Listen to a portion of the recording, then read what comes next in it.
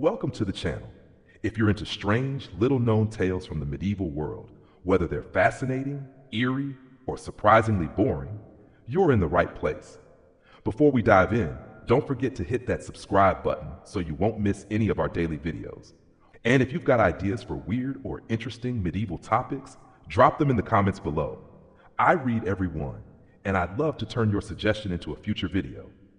Now, let's step into a world of stories that might seem sleepy at first glance, but actually reveal some of the most intriguing details about a long-lost era. Hey, so tonight we're going to talk about what it was like to be a spectator at the Roman Colosseum. And let me tell you, it's going to make you real grateful for modern stadium seating. Oh, and if you're enjoying these stories, I'd really appreciate a like or subscribe. Super curious where you're all listening from, so drop a comment with your location and what time it is there. Always blows my mind how people are falling asleep to this all over the world. Alright, find that cozy spot, take a nice slow breath, and just let your body sink into whatever you're lying on. We're heading back to ancient Rome, and trust me, you're going to be real grateful for that mattress by the time we're done. So congratulations, you just woke up in ancient Rome. It's around 80 CE, just a few years after the massive Flavian amphitheatre, what we now call the Colosseum, was completed under Emperor Titus. The morning sun peeks through the small window of your apartment in one of those rickety, multi-story buildings the Romans call insulae. The smell of baking bread from the nearby bakery drifts through the air, mixed with the less pleasant smells of a city without modern plumbing. Today's a special day. The Emperor has announced a full day of games at the Colosseum, and you've managed to get your hands on a ticket. Yeah, that's the good news. Admission to the games is free. The bad news? Well, where you sit depends entirely on who you are in Roman society. You roll out of bed, your muscles aching from yesterday's work. The stone floor feels cool against your bare feet as you move toward the small basin of water in the corner to splash your face. Your stomach grumbles. Time for breakfast. Nothing fancy, just some bread dipped in watered-down wine. Maybe an olive or two if you're lucky. Romans aren't big on breakfast. They save their appetite for later in the day. Outside, the city's already buzzing. People are pouring into the streets, all heading in the same direction. The Colosseum isn't hard to find. It's the biggest building in the city, standing about 15 stories tall. As you join the flow of people, you feel the excitement building in your chest. You've heard stories about the incredible spectacles, the exotic animals, the skilled gladiators, the elaborate executions. Today, you'll see it all firsthand. The worn leather of your sandals scrapes against the paved streets as you walk. The crowd grows thicker as you get closer to the amphitheatre, and then turning a corner, there it is, massive, imposing, made of travertine limestone that gleams golden in the morning light. The Colosseum. Your heart beats a little faster at the sight of it. Approaching the massive structure, you notice the vendors already set up around the perimeter. They're selling everything from snacks to souvenirs. The air fills with their shouts as they compete for customers. Fresh chickpeas, get your chickpeas here.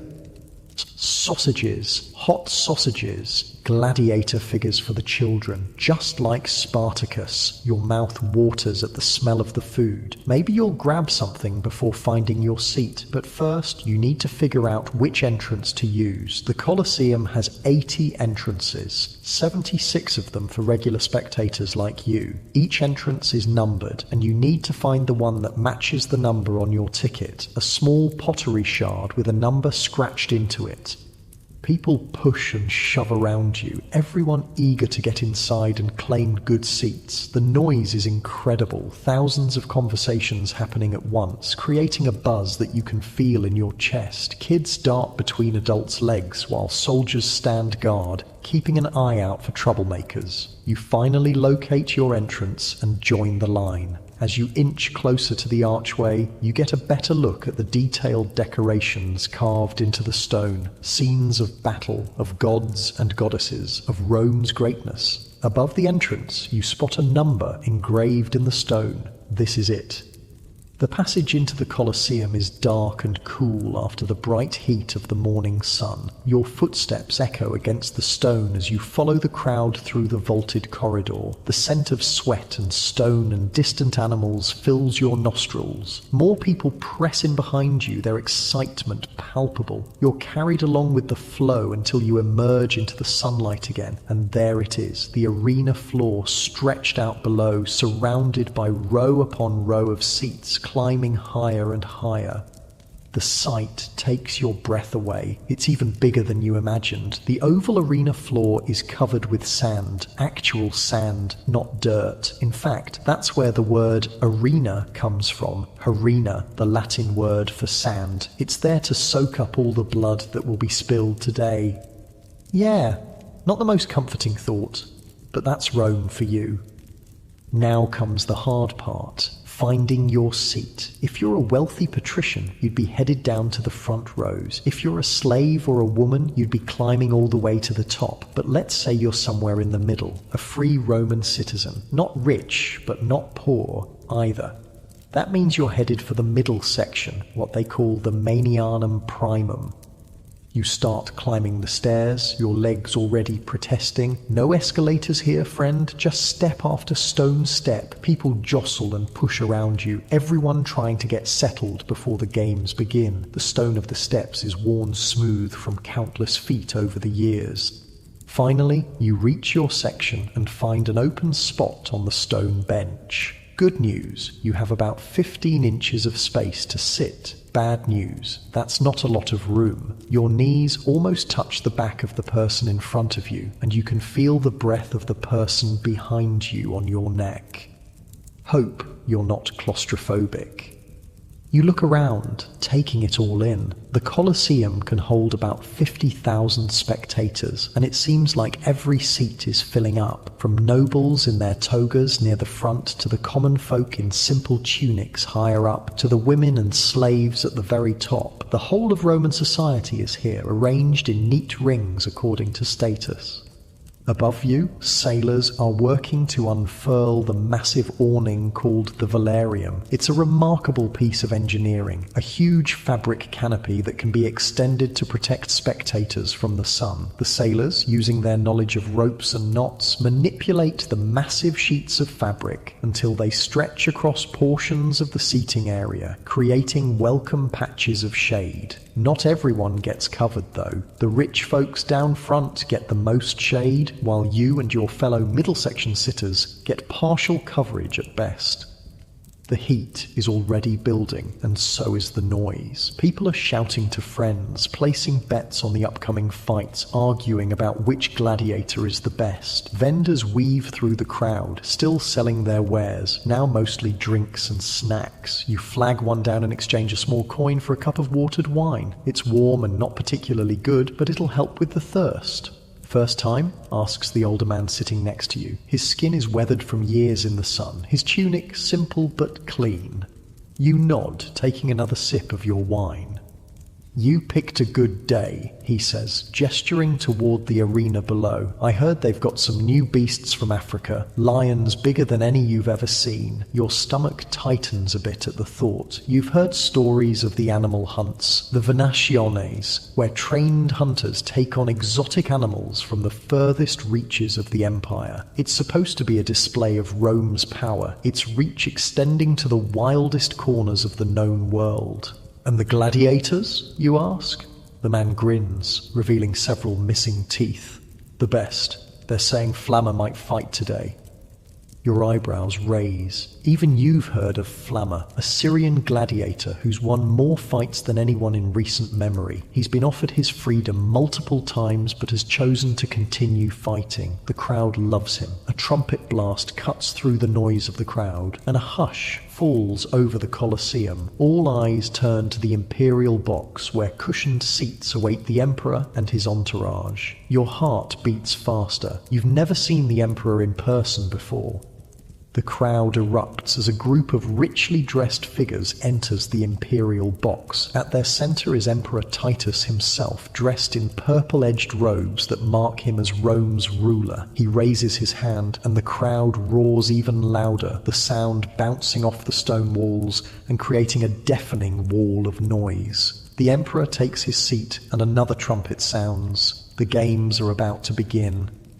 From beneath the arena floor, a platform rises, carrying the first performers of the day. It's a clever system of pulleys and counterweights that allows people, scenery, and animals to appear as if by magic. The Romans love their special effects. Today, the first event isn't gladiators, but something lighter, acrobats and jugglers to warm up the crowd. You watch as men flip through the air, form human pyramids, and juggle flaming torches. It's impressive, but you can feel the crowd's restlessness. They didn't come for this. They came for blood. After the acrobats, another trumpet signals the start of the animal hunts. Trapdoors in the arena floor open and exotic animals emerge. Deer and ostriches at first, then wild boars and bulls. Trained hunters, the bestiari, enter the arena armed with spears and bows. The crowd cheers as the hunt begins. You find yourself leaning forward, caught up in the spectacle despite yourself. It's both horrifying and fascinating to watch these wild creatures, many of which you've never seen before, racing around the arena, desperate to escape but finding no exit. The hunters work with practiced precision, bringing down animal after animal. The sand of the arena floor, once golden, is now stained red in places. Slaves rush out between exhibitions to rake it over, hiding the blood before the next show. You take another sip of your wine, which suddenly tastes more bitter than before. As the morning wears on, the heat intensifies, sweat trickles down your back, and you wish you'd brought a fan like some of the wealthier spectators. The man next to you offers you a piece of bread, which you accept gratefully. It's dense and chewy, but it helps with the hunger that's starting to gnaw at your stomach. Wait until midday, he says, tearing off another piece of bread for himself. That's when they do the executions. You swallow hard. You've heard about this part of the games, the damnatio ad bestias, where condemned criminals are thrown to the beasts. It's considered justice in Rome, a public display of what happens to those who defy the empire's laws. But the thought of watching people being torn apart by animals makes your stomach turn. Can't we skip that part, you ask, trying to sound casual. The man looks at you with surprise. Skip it. That's when they bring out the really dangerous beasts. The lions and tigers. It's the best part of the morning. You force a smile and nod, not wanting to seem weak. When in Rome, right? As the last of the hunted animals falls, there's a pause in the action. Slaves enter the arena again, this time to set up elaborate scenery, trees and rocks, and even a small hill. They're creating a landscape for the next exhibition. What's this for? You ask your neighbour. They're recreating the forests of Germania, he explains. They're going to show the recent victory over the barbarian tribes there. Sure enough, once the scenery is in place, two groups of men enter the arena. One group is dressed as Roman legionaries, with their distinctive rectangular shields and short swords. The other group wears furs and carries axes and long spears, meant to represent the Germanic tribes. It's a reenactment of a recent battle, though you suspect the outcome has been predetermined to favour Rome. The battle commences, and it's clearly choreographed, more like a dance than actual combat. Still, it's impressive to watch, with formations shifting and weapons clashing. The crowd cheers for the Romans and boos the barbarians. When the Roman forces finally surround and defeat their enemies, the crowd erupts in patriotic fervour. Your neighbour elbows you excitedly. See, this is why Rome rules the world. You nod in agreement. It would be unwise to suggest otherwise in this crowd, but privately you wonder about the real battle. Was it this clean, this heroic, or was it messy and terrifying like real combat tends to be? The Romans love their myths, their stories of glory and honour. The truth is often more complicated. As the reenactors leave the arena to applause, you notice the quality of light changing. The sun has reached its zenith and the shadows are shortening. It must be close to midday. Your stomach tightens again. Sure enough, another trumpet blast signals the change in program. The mood in the Colosseum shifts, becoming more tense, more anticipatory. People who had been chatting fall silent. All eyes turn to the arena floor, where the scenery is being cleared away. A procession enters from the main gate, men in chains guarded by soldiers. These are the condemned, those who have been sentenced to death in the arena. Some are criminals, murderers, arsonists, thieves. Others are prisoners of war. And yes, some might be Christians, though contrary to popular belief, there's little evidence that Christians were regularly executed in the Colosseum specifically for their faith. The condemned look terrified, as well they should. What awaits them is not a quick or merciful death. The crowd, which had been mostly good-natured until now, turns ugly. They shout insults and curses at the prisoners. These men represent threats to Roman order, Roman peace. Their punishment is meant to be a warning to others. You feel sick watching them. These men who know they're about to die painfully for the entertainment of the crowd. But you don't look away. No one does.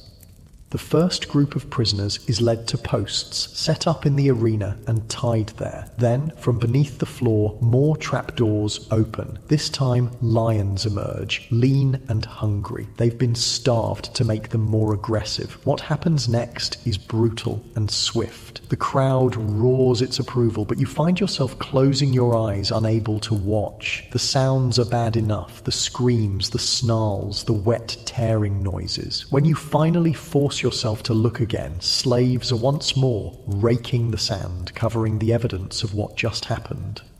Not much of a stomach for it, eh? Your neighbour asks, not unkindly. Don't worry, the gladiators are coming up next. That's more like proper fighting. There's skill to it, Honour, not just butchery. You nod, grateful for the reassurance. The executions continue through midday, each more elaborate than the last. Some prisoners are forced to act out mythological deaths before being killed for real. Others are made to fight each other with weapons they don't know how to use. It's cruel, calculated, and the crowd eats it up.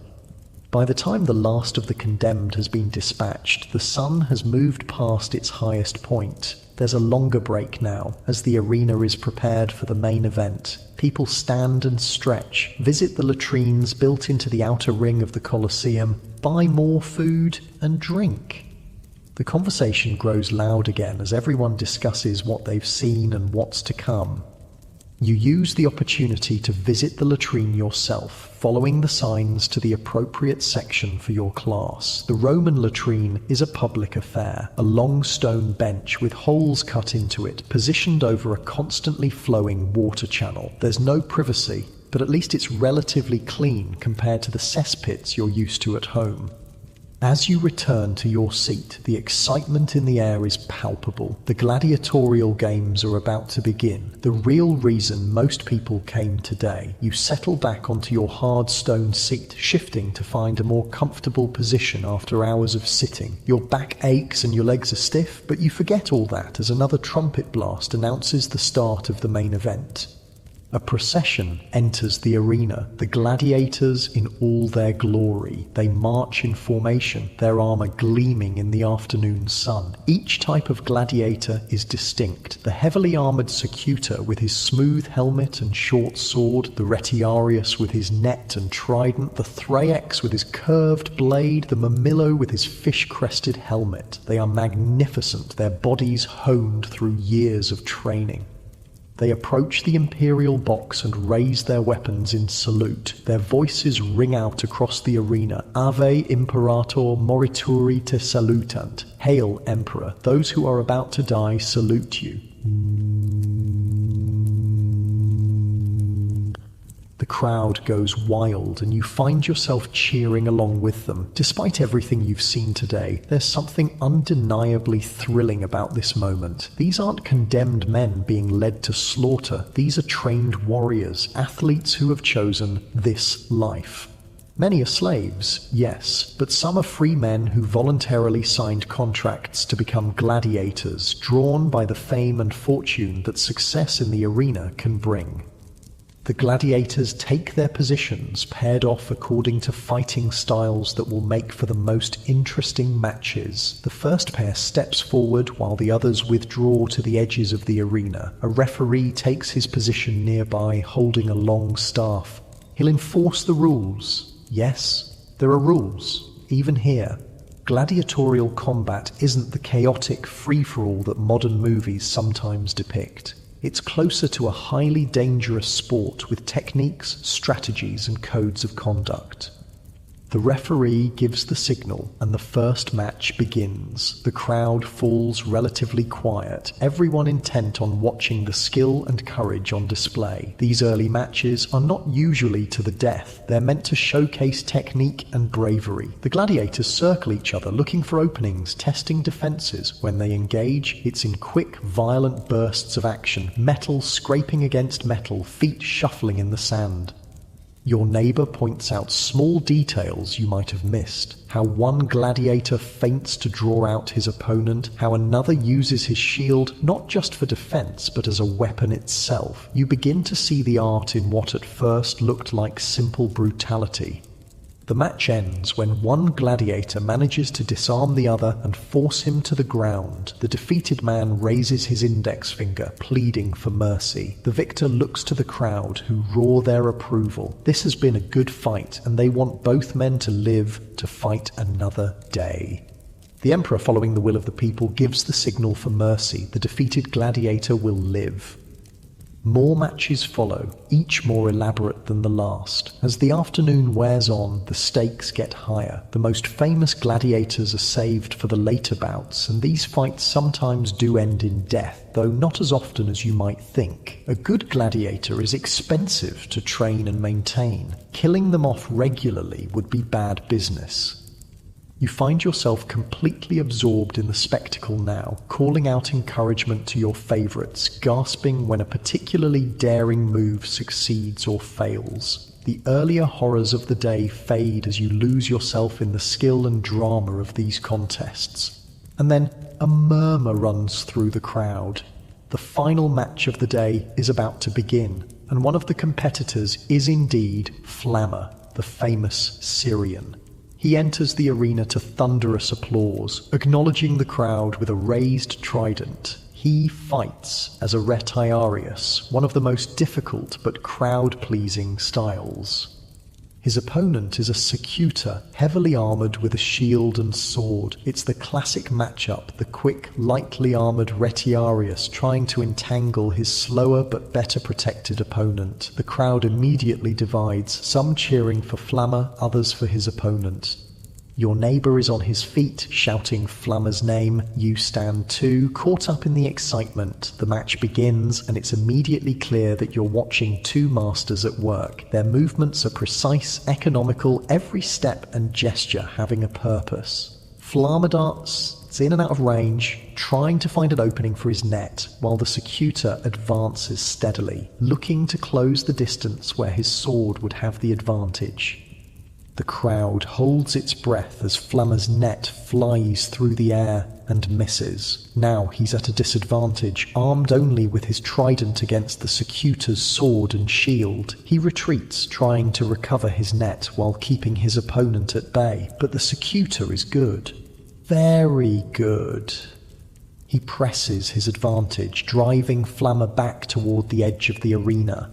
For a moment, it looks like the Syrian champion might lose. The crowd gasps as the secutor's sword slips past Flammer's guard, drawing a line of red across his arms. But Flammer doesn't panic. With a move so quick you almost miss it, he drops to the ground and rolls, coming up behind the secutor. Before his opponent can turn, Flammer's trident is at his back. The crowd explodes. The secutor drops his weapons, acknowledging defeat. Once again, the Emperor looks to the crowd for their judgment. The response is unanimous. Both men have fought with such skill and courage that they deserve to live. The Emperor gives the sign for mercy, and the gladiators salute each other before leaving the arena together, battered but alive. And with that, the day's games come to an end. The sun is lowering in the sky now, casting long shadows across the arena. People begin to gather their things, discussing the day's events as they prepare to leave. The exits will be crowded, everyone trying to leave at once. So many choose to linger, letting the crush subside before making their way out.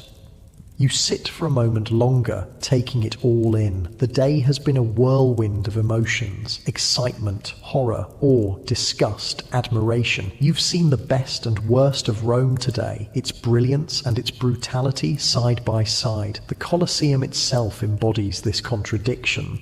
A magnificent feat of engineering and artistry used for spectacles of death and suffering. As you finally stand to leave, legs stiff from hours of sitting on stone, you look once more at the arena below. Slaves are already at work, preparing it for tomorrow's games. The cycle will begin again. The hunts, the executions, the gladiators. This is Rome at its most Roman, a society that created both stunning beauty and stunning cruelty, often in the same breath. You follow the crowd toward the exit, the cool air of the vaulted passage a relief after hours in the sun. Outside, the streets are filled with people discussing the day's highlights, placing bets on tomorrow's matches, buying last-minute souvenirs. Life in Rome continues its bustling pace. As you walk home, the dying light turning the city to gold, you find yourself already anticipating the next games. Despite everything, you know you'll be back. There's something addictive about the Colosseum, about being part of that roaring crowd, about witnessing spectacle on such a grand scale. For better or worse, the games are the heart of Roman life, the place where the entire society comes together, where Rome shows itself to itself. Your stomach growls, reminding you that you've eaten little all day. Time to find some dinner, maybe one of the thermopolia, the fast food stands that dot the city, serving hot stew and wine to hungry Romans, then home to bed to rest your tired body and process all you've seen. Tomorrow will be another day in Rome, perhaps less dramatic than this one, but never boring. That's one thing you can say for life in the Empire. It's never, ever dull. The next morning arrives with the persistent crowing of roosters and the early calls of street vendors. Your muscles ache from yesterday's long hours on those hard stone seats, but there's an energy coursing through you too. Yesterday was just your first taste of the games. Today, you're determined to get an even better view, to understand more of what you're seeing.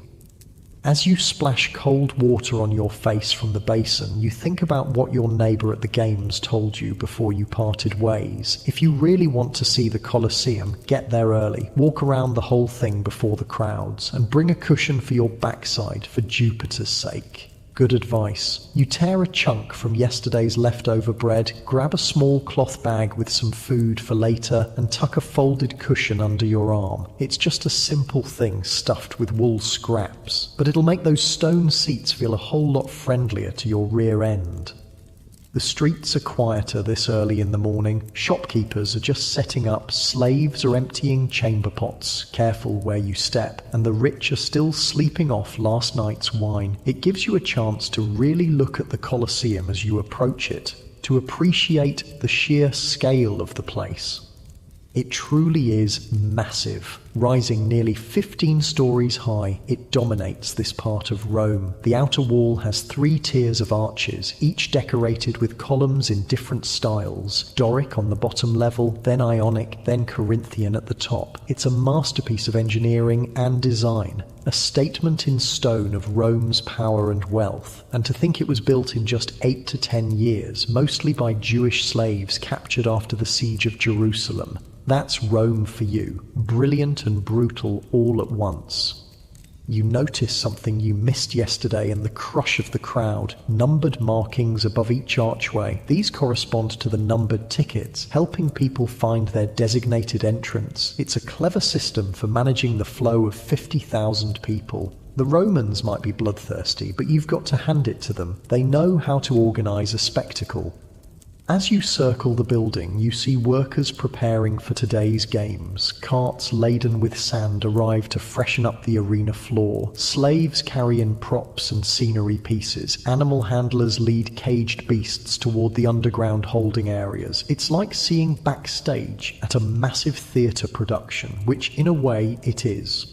Your curiosity gets the better of you, and you follow one group of workers toward a service entrance. No one stops you. You're just another face in the busy morning preparations. You slip through an archway and find yourself in a corridor that slopes downward, leading beneath the arena. The temperature drops noticeably as you descend. The walls are rough stone here, not the polished marble of the public areas. The smell hits you next, a pungent mix of animal musk, human sweat, and something metallic that might be blood. Your nose wrinkles, but you press on, drawn by the sounds echoing up from below. Men shouting orders, animals growling, the clank of metal being moved. You emerge into a dimly lit space that stretches out in a complex network of corridors and rooms. This is the Hypogeum, the underground area beneath the Colosseum's floor. It's a hive of activity as workers prepare for today's shows. You press yourself against a wall, trying to stay out of the way while taking it all in.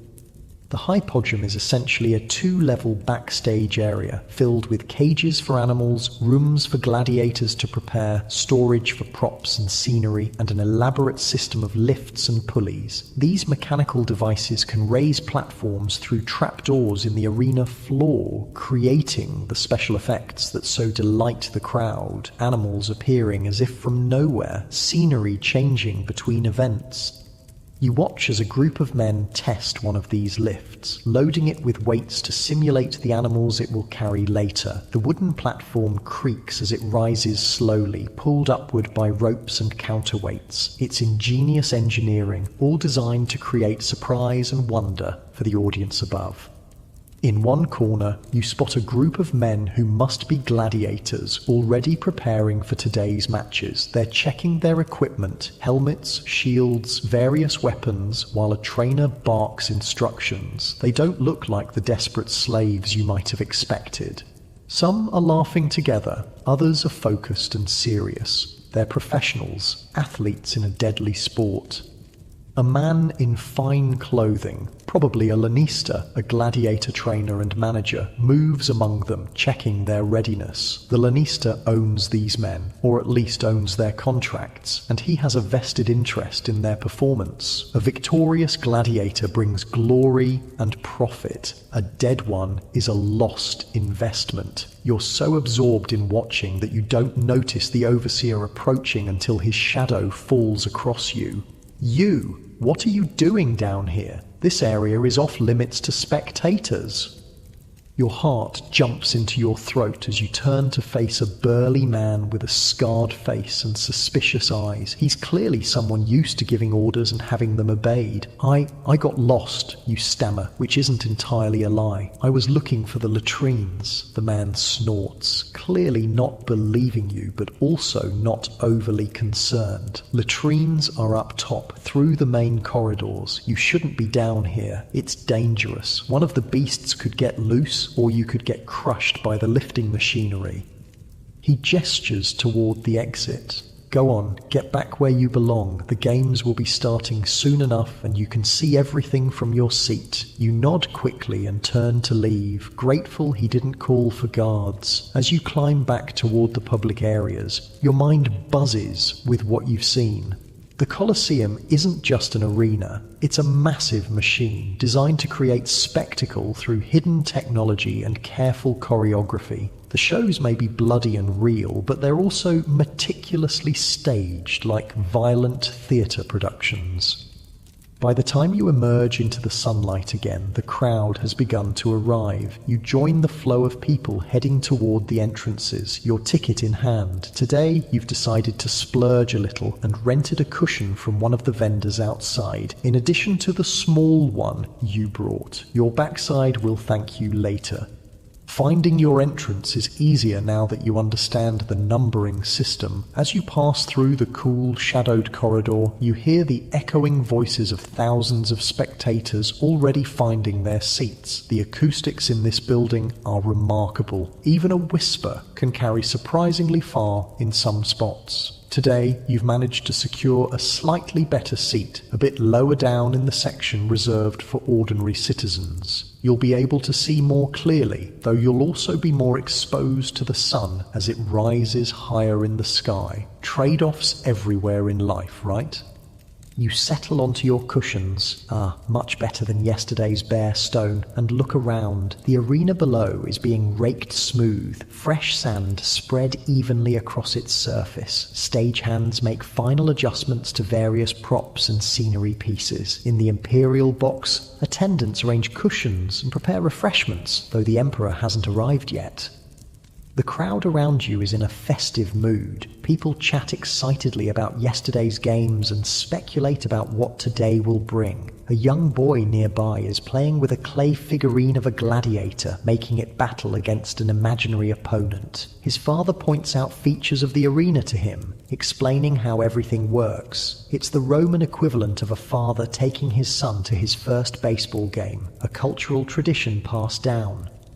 A vendor makes his way along your row, selling cups of watered wine. You buy one using a small copper coin. The wine is slightly sour, but it's wet and somewhat refreshing in the growing heat. Another vendor follows with a tray of snacks, nuts, dried fruits, small honey cakes. You buy a handful of almonds to munch on while waiting for the games to begin. First time here? Asks the woman sitting next to you today, a matronly figure in a simple but clean stola, the traditional dress of a Roman matron. Second day, you reply. I was here yesterday too. She nods approvingly. Good games yesterday. My husband and I never miss them when the Emperor hosts. I'm Livia, by the way. Nice to meet you, you say, giving your own name in return. You picked a good spot today, Livia says, gesturing to the seating area. Not too high up. Good view of the action, and we should get some shade from the velarium once they extend it. She points upward to where sailors are already preparing the massive awning system. Is it true that they sometimes flood the arena for naval battles? You ask, remembering something you've heard.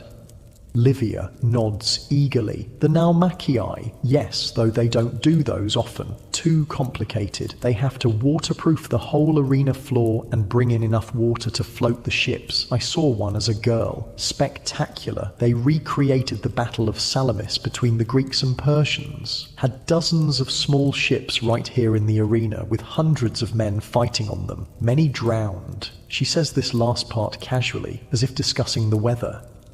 You're about to ask more when a fanfare of trumpets announces the arrival of the Emperor. The crowd rises to its feet, cheering as Emperor Titus enters the Imperial box with his entourage. He's dressed even more splendidly than yesterday, his purple-edged toga gleaming with gold embroidery. He acknowledges the crowd with a raised hand, and the roar that greets him is deafening. Once the Emperor is seated, the day's events can begin. Another trumpet blast signals the start of the Pompa, the opening parade. Through the Porta Triumphalis, the main gate, comes a procession of all who will perform today. Animal handlers leading exotic beasts on chains, hunters with their weapons, performers, musicians, and finally the gladiators themselves, their armor polished to a high shine. They circle the arena once, then stop before the Imperial box for the traditional salute. Their voices ring out clear and strong. Ave Imperator Morituri te salutant. The crowd cheers, and the Emperor acknowledges them with a nod before giving the signal for the games to begin. Today's first event is something different, a demonstration of trained animals. A group of handlers enter with various beasts that have been taught to perform tricks. Monkeys dressed as soldiers that ride on goats, elephants that can balance on their hind legs, bears that dance to music. It's lighter entertainment meant to start the day on a less bloody note. Children in the crowd especially love this part, pointing and laughing at the animals' antics. You find yourself smiling too. There's something surreal about watching an elephant pick up a wreath with its trunk and place it on its trainer's head while thousands of people cheer. For a moment, the Colosseum feels less like a place of death and more like a place of wonder. But the mood shifts as the animal acts conclude and the hunters enter for the venaciones, the animal hunts. These are more serious, more violent. Today's hunters are bestiari, men specially trained to fight exotic animals. They're armed with spears, bows, and sometimes nets and whips. The first animals released are relatively harmless. Ostriches, gazelles, deer. The hunters demonstrate their skill by bringing them down cleanly with arrows or spears. It's impressive marksmanship, but not particularly dangerous work. Then come the more threatening beasts, wild boars with their vicious tusks, bulls with sharp horns, leopards and panthers that slink around the arena's edges, looking for an opening to attack. The hunters work in teams now, covering each other as they face these more dangerous opponents. The crowd reacts differently to each kill. A clean, skilled takedown of a charging boar earns appreciative applause. A hunter who shows fear or misses his target is met with jeers and catcalls. And when a panther manages to leap onto a hunter, clawing at his leather armor before he can drive his dagger into its heart, the crowd gasps, then roars its approval at his narrow escape. They brought those panthers all the way from Africa, Livia tells you during a brief lull. Can you imagine capturing them, putting them on ships, bringing them across the sea? Just for this moment, the empire is truly magnificent. You nod, understanding her pride. The logistics required to bring exotic animals from the far corners of the empire to Rome for a few minutes of entertainment is staggering. It's a display of Rome's reach, its wealth, its power over both nature and distant lands.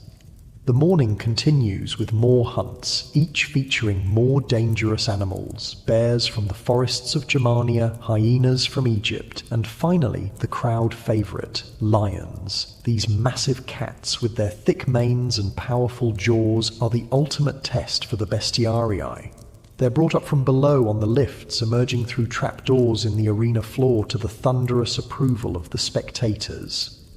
The lion hunt is the most dramatic yet. These aren't half-starved beasts, but healthy, powerful animals in their prime. One hunter is caught by a swipe from a massive paw that tears through his leather greaves, leaving bloody gashes on his leg. He limps away while his companions distract the lion, eventually bringing it down with multiple spear thrusts. By midday, the sand of the arena is stained red in many places. Despite the slaves who rush out between events to rake it over, the heat has intensified, and you're grateful for the partial shade provided by the velarium above. You sip from a fresh cup of wine and eat some of the bread and cheese you brought, watching as the arena is prepared for the midday executions. These are the damnatio ad bestias, condemnations to the beasts. As yesterday, prisoners are led out in chains. Some are stoic, some weeping, some seem almost mad with fear. They're tied to stakes around the arena or simply released to run, though there's nowhere to escape to. Today's innovation is a recreated scene from mythology, the story of Actaeon, the hunter who saw the goddess Diana bathing and was turned into a stag, then torn apart by his own hunting dogs. A prisoner is dressed as a hunter, with crude antlers fixed to his head. Then, a pack of starved hunting dogs is released into the arena. What follows is grim and brutal. You look away for much of it, though the sounds alone are horrifying enough. The crowd's reaction is mixed. Some cheer and laugh, treating it as entertainment. Others watch in solemn silence, seeing it as justice being served. A few, like you, seem uncomfortable but don't leave. This is Rome, and this is how Rome deals with those who break its laws or threaten its order.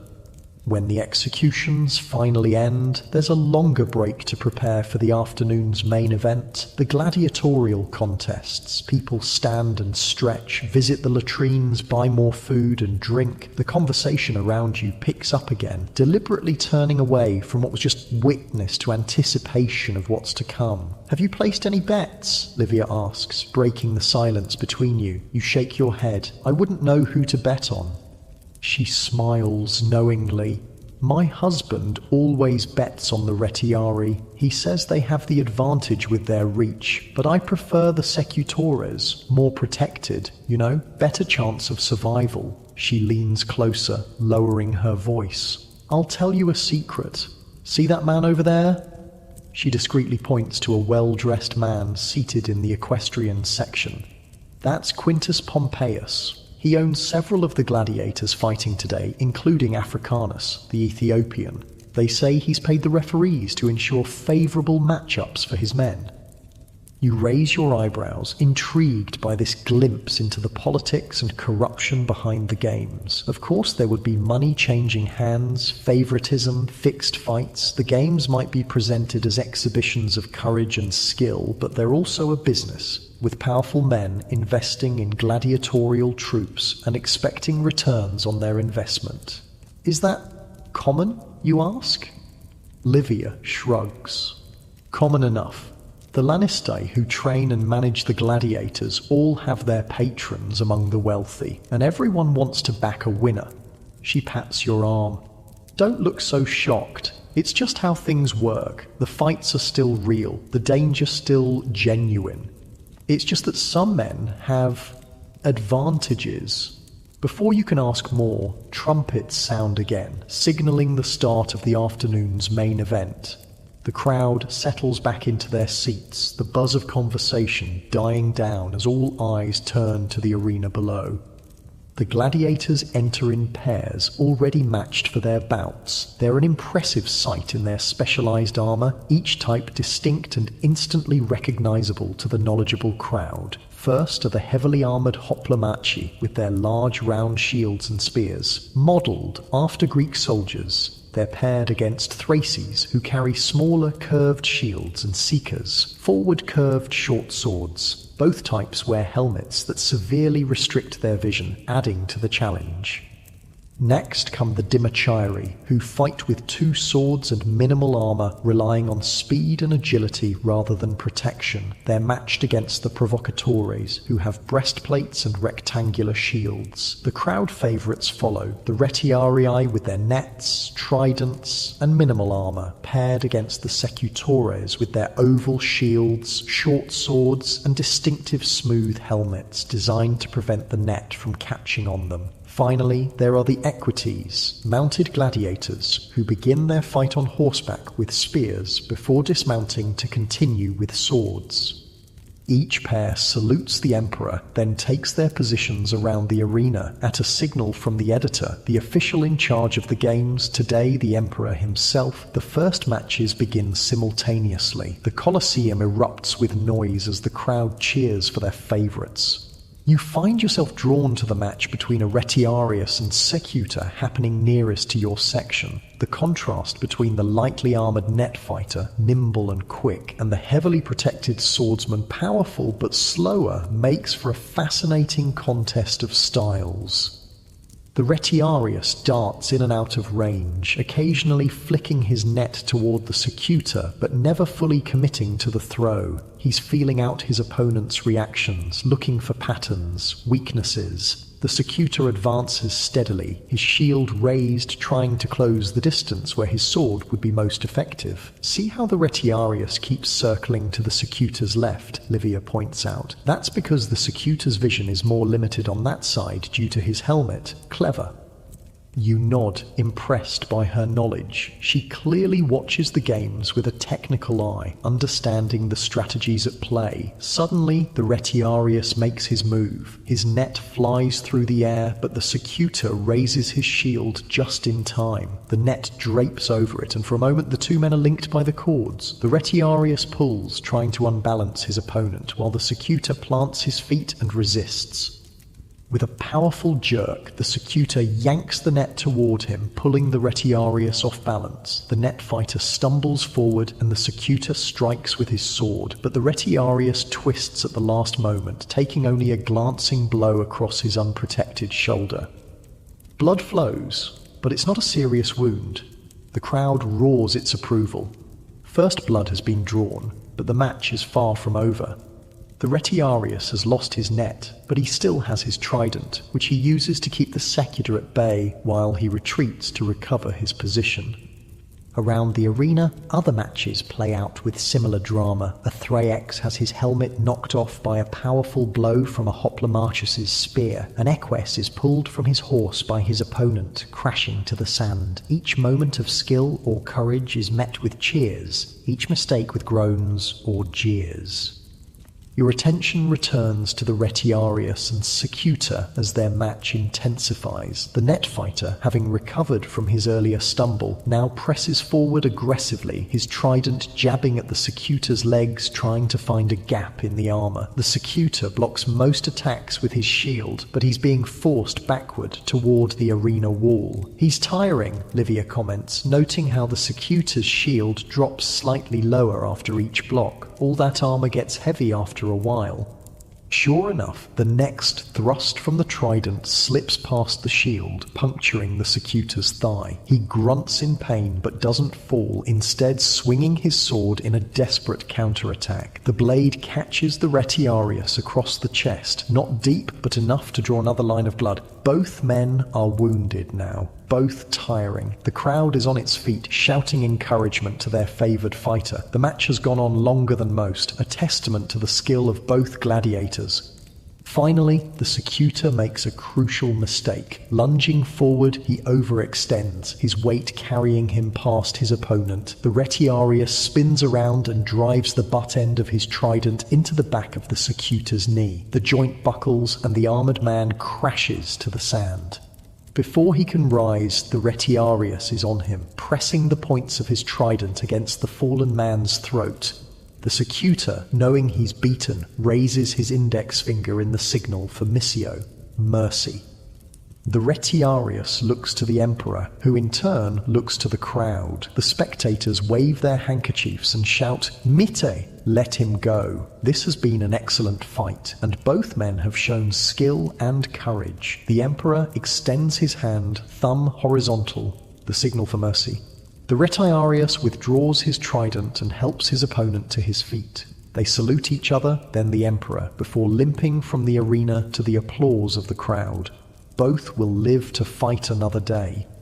That's how it usually ends, Livia tells you. Contrary to what many think, most gladiatorial combats didn't end in death. A good gladiator might fight dozens of matches over his career. They're too valuable to kill off regularly. You nod, somewhat relieved. It's still a brutal sport, but there's more nuance to it than you initially thought. There's skill, strategy, even a kind of honor in how the men fight and how the crowd judges their performance.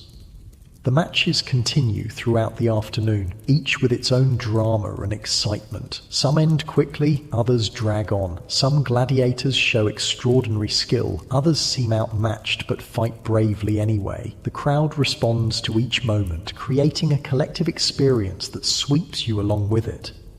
By late afternoon, as the sun begins its descent, the final match of the day is announced. This is the Primus, the main event, featuring the most famous and skilled gladiators. Today, it's a contest between Africanus, the Ethiopian fighter owned by Quintus Pompeius, who Livia pointed out earlier, and Gallus, a Gallic fighter who has won his last 8 matches.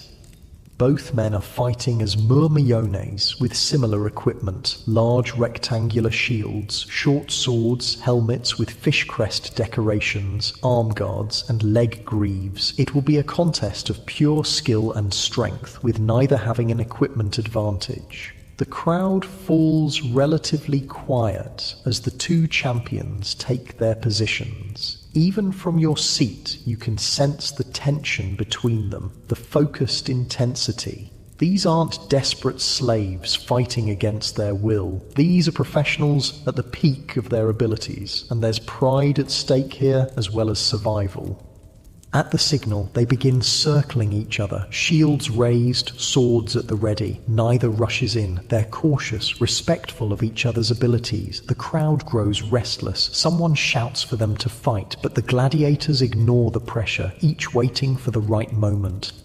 Gallus strikes first, a testing blow against Africanus's shield. The Ethiopian responds with a similar move. They're gauging each other's strength, reactions, style. More blows follow, most blocked by shields or armor, a few drawing slight wounds. The sand beneath their feet is kicked up as they maneuver, creating a small dust cloud around them.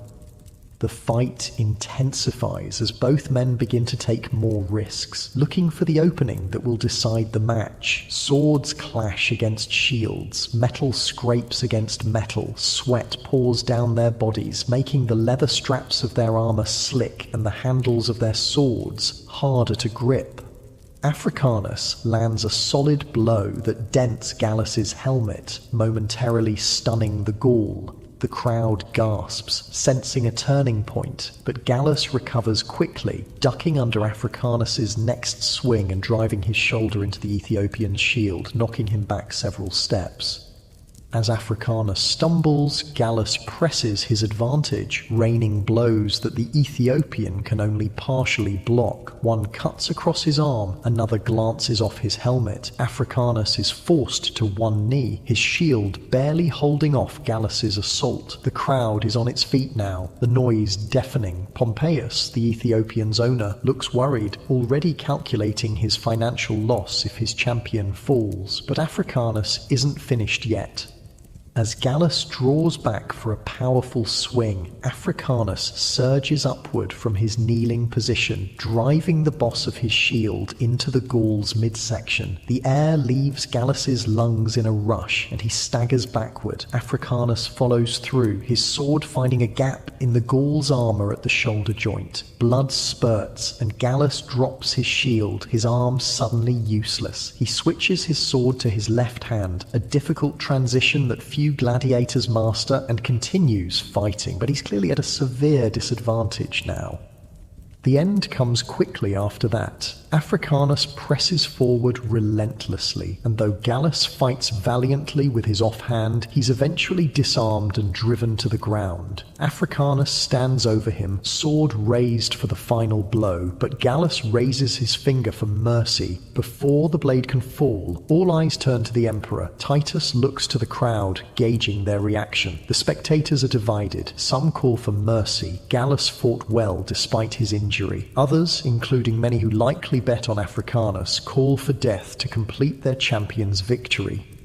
The emperor considers, then extends his hand with thumb pointed downward, the signal for death. The crowd roars, some in approval, others in disappointment. Gallus accepts his fate with dignity. He straightens his neck, looking up at his opponent without fear. Africanus nods once in respect, then delivers the fatal thrust cleanly and quickly. Gallus's body goes limp, his blood soaking into the sand. The Ethiopian steps back, salutes the emperor, then leaves the arena to thunderous applause from his supporters.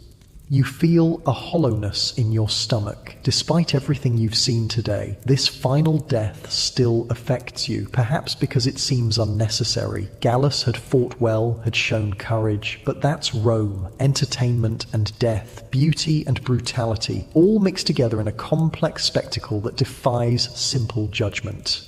As attendants enter to remove Gallus's body, Livia sighs beside you. A shame. I had a small bet on the Gaul. She shrugs philosophically.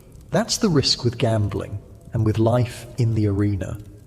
The day's games are concluded with a final ceremony. The victorious gladiators return to the arena to receive their prizes, palm branches symbolizing victory, and for some, purses of gold coins. Africanus, as the champion of the Primus, receives the largest reward, presented by the emperor himself. The crowd begins to disperse, filing out through the numerous exits.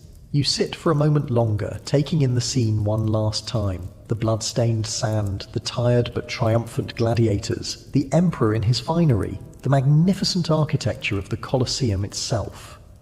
It's been another day of extremes, of skill and savagery, of engineering marvels and brutal entertainment, of humanity at its most cultured and its most primal. The Colosseum embodies all these contradictions, just as Rome itself does.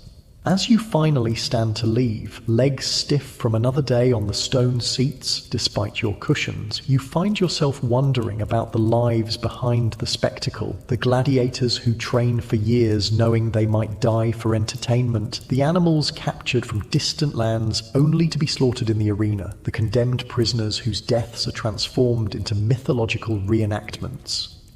You follow the crowd toward the exits, joining the river of humanity flowing out of the amphitheatre. The late afternoon sun slants through the arches, casting long shadows across the stone corridors. The conversations around you are animated, people already discussing their favourite moments from today's games, debating which gladiator showed the most skill, which animal was the most fearsome.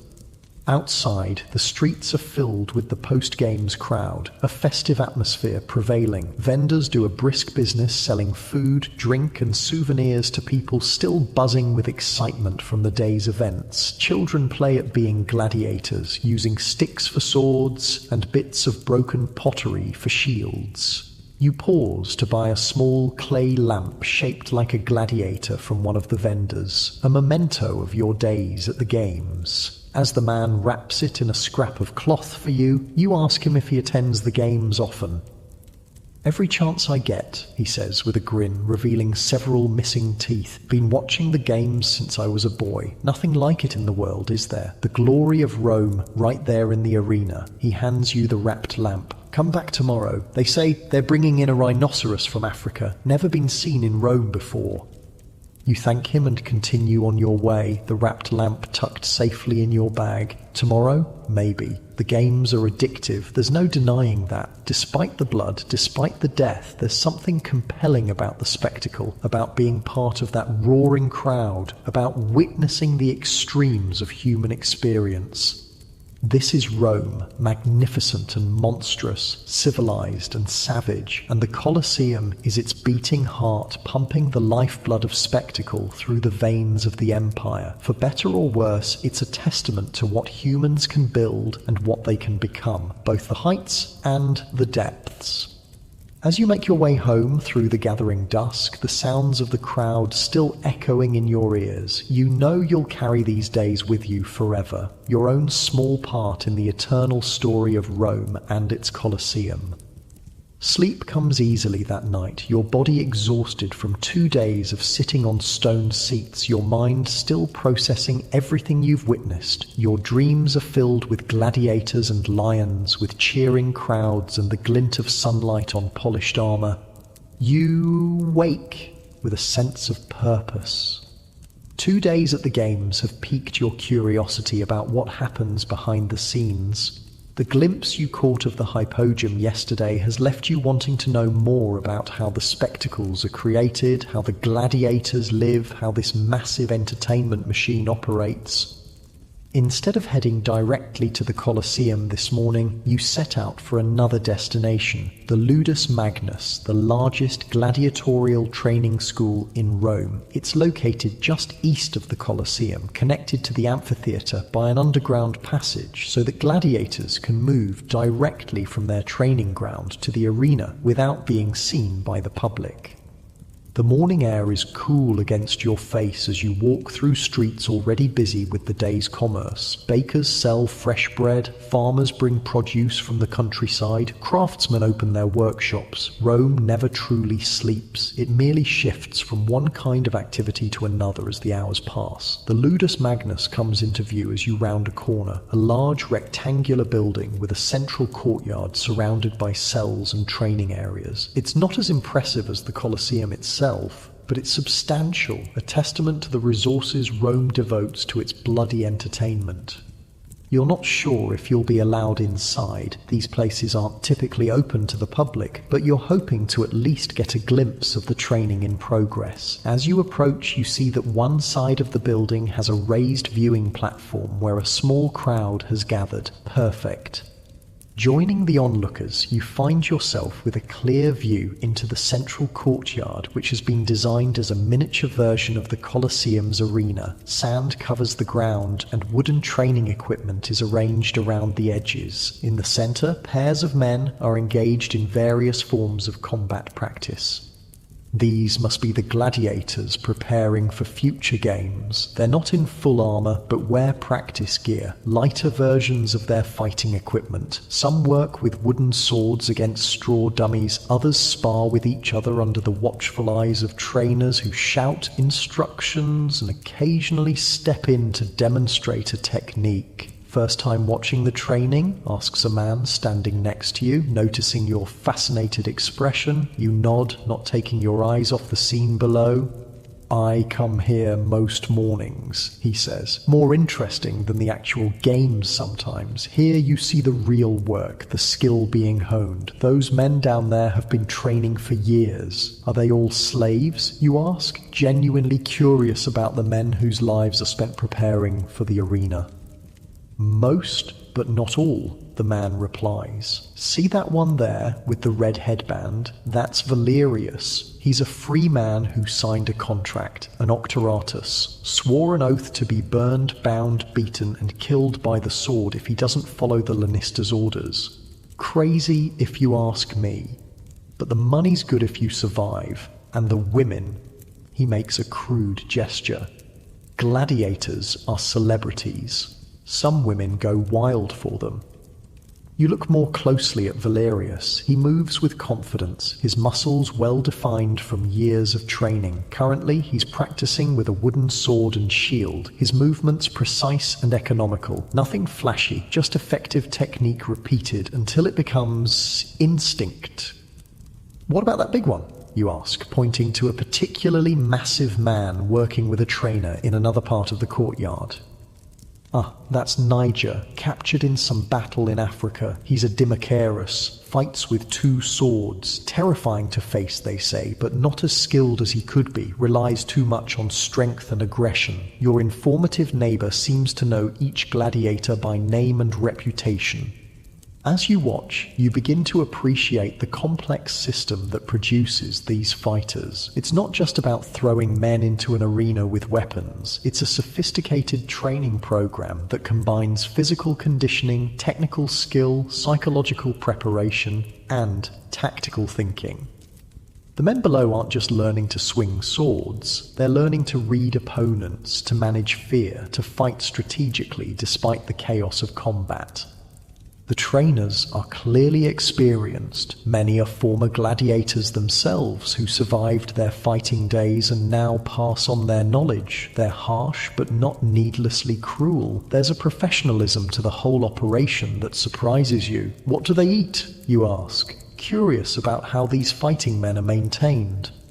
The gladiator diet? Mostly barley, beans, and vegetables. They call them barley men for a reason. Builds a layer of fat to protect against cuts without slowing them down too much. They get meat sometimes, but not as much as you'd think. And they eat just one good meal a day in the evening after training. And they live here. You gesture to the cells visible around the perimeter of the courtyard. Those who are slaves, yes. The free men can come and go, though they still train daily. The cells aren't as bad as they look. Basic but clean, better than what most poor Romans have. They get regular medical care too. A wounded gladiator is a useless gladiator. You continue watching, fascinated by this glimpse into the lives of the men you've seen fighting in the arena. They're both more and less than the mythic figures they appear to be during the games. More human, more skilled, less like the savage beasts the crowd sometimes treats them as.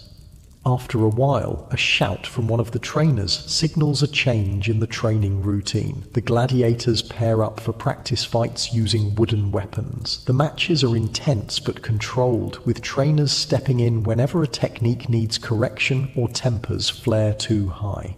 They save the real fighting for the arena, your neighbor explains. Can't afford to have them seriously injuring each other during practice. A good gladiator represents a huge investment. Years of training, feeding, housing, medical care. The Lannister wants a return on that investment, which means keeping his men alive and winning in the arena.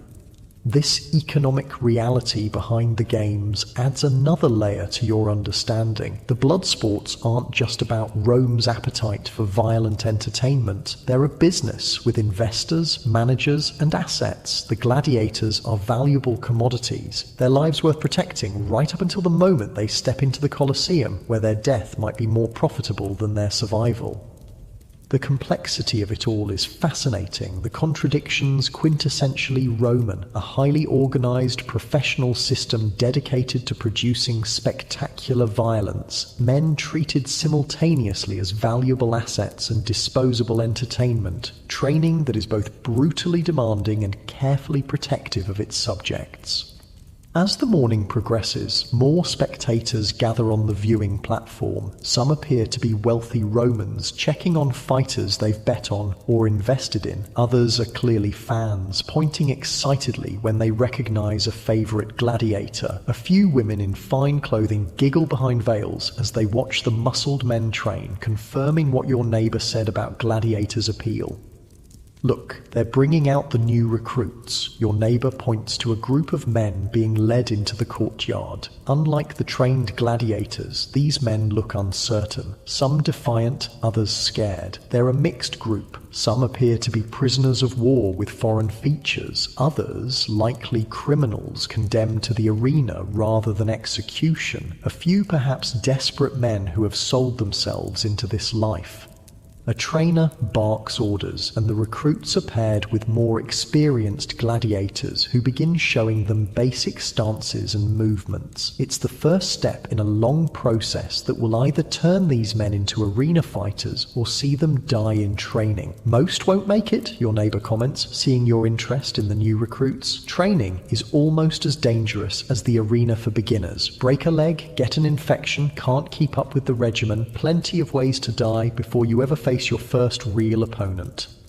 You watch a bit longer until your legs grow tired from standing. The training will continue all day, you're told, with different groups rotating through various exercises. It's relentless, a machine that produces gladiators the way other Roman institutions produce soldiers, administrators, or roads. Thanking your informative neighbor, you depart the Ludus Magnus with a new perspective on the games. The spectacles at the Colosseum are just the visible tip of a massive system that extends throughout the empire, capturing animals in distant provinces, training fighters in schools like this one, managing the logistics of bringing it all together for the entertainment of Rome. Instead of heading directly to the Colosseum for today's games, you decide to explore another aspect of Rome's entertainment culture. Near the training school is a small thermopolium, a fast food stand, popular with gladiator enthusiasts. Perhaps you can learn more there while getting something to eat. The thermopolium is busy, its counters embedded with large clay pots containing various hot foods. The smell is enticing. Spiced meat, cooked vegetables, fresh bread. You order a simple meal of stewed lentils and pork, along with a cup of wine, then find a spot at one of the small tables. Near you, a group of men are engaged in animated discussion about yesterday's games, particularly the final match between Africanus and Gallus. They're analysing the techniques used, debating whether the emperor's decision to deny mercy was justified, speculating on how much money changed hands in bets. 50,000 sesterces at least, says one man, a shopkeeper by the look of his clothes. My brother-in-law works for one of the betting syndicates, said it was the biggest purse this year. Pompeius must be pleased, another comments. That's his third champion in 2 years. The man has an eye for talent, or deep enough pockets to ensure his men get favourable matchups, adds a third, lowering his voice slightly. The shopkeeper snorts. Of course he does. You think any of this is left to chance? The whole thing's managed carefully. Who fights whom, when mercy is granted? Which beasts face which bestiari? It's theatre, just with real blood. You listen, Fascinated by this cynical but probably accurate assessment, the games are both more real and less real than they appear, genuine danger and death packaged into a carefully managed spectacle. The conversation shifts to today's scheduled events. Apparently, the main attraction will be a special venatio featuring animals never before seen in Rome, including the rhinoceros the vendor mentioned yesterday. The men speculate about how such a beast might be fought, what tactics would work against its armor-like hide. Your meal finished, you decide it's time to head to the Colosseum. The crowds will be building already, and you want to secure a decent seat for what promises to be an extraordinary day of games. The streets around the amphitheater are even more crowded than previous days. Word of the exotic animals having drawn an especially large audience. You join the throng moving toward the entrances, ticket in hand, anticipation building in your chest despite, or perhaps because of, what you now know about the system behind the spectacle.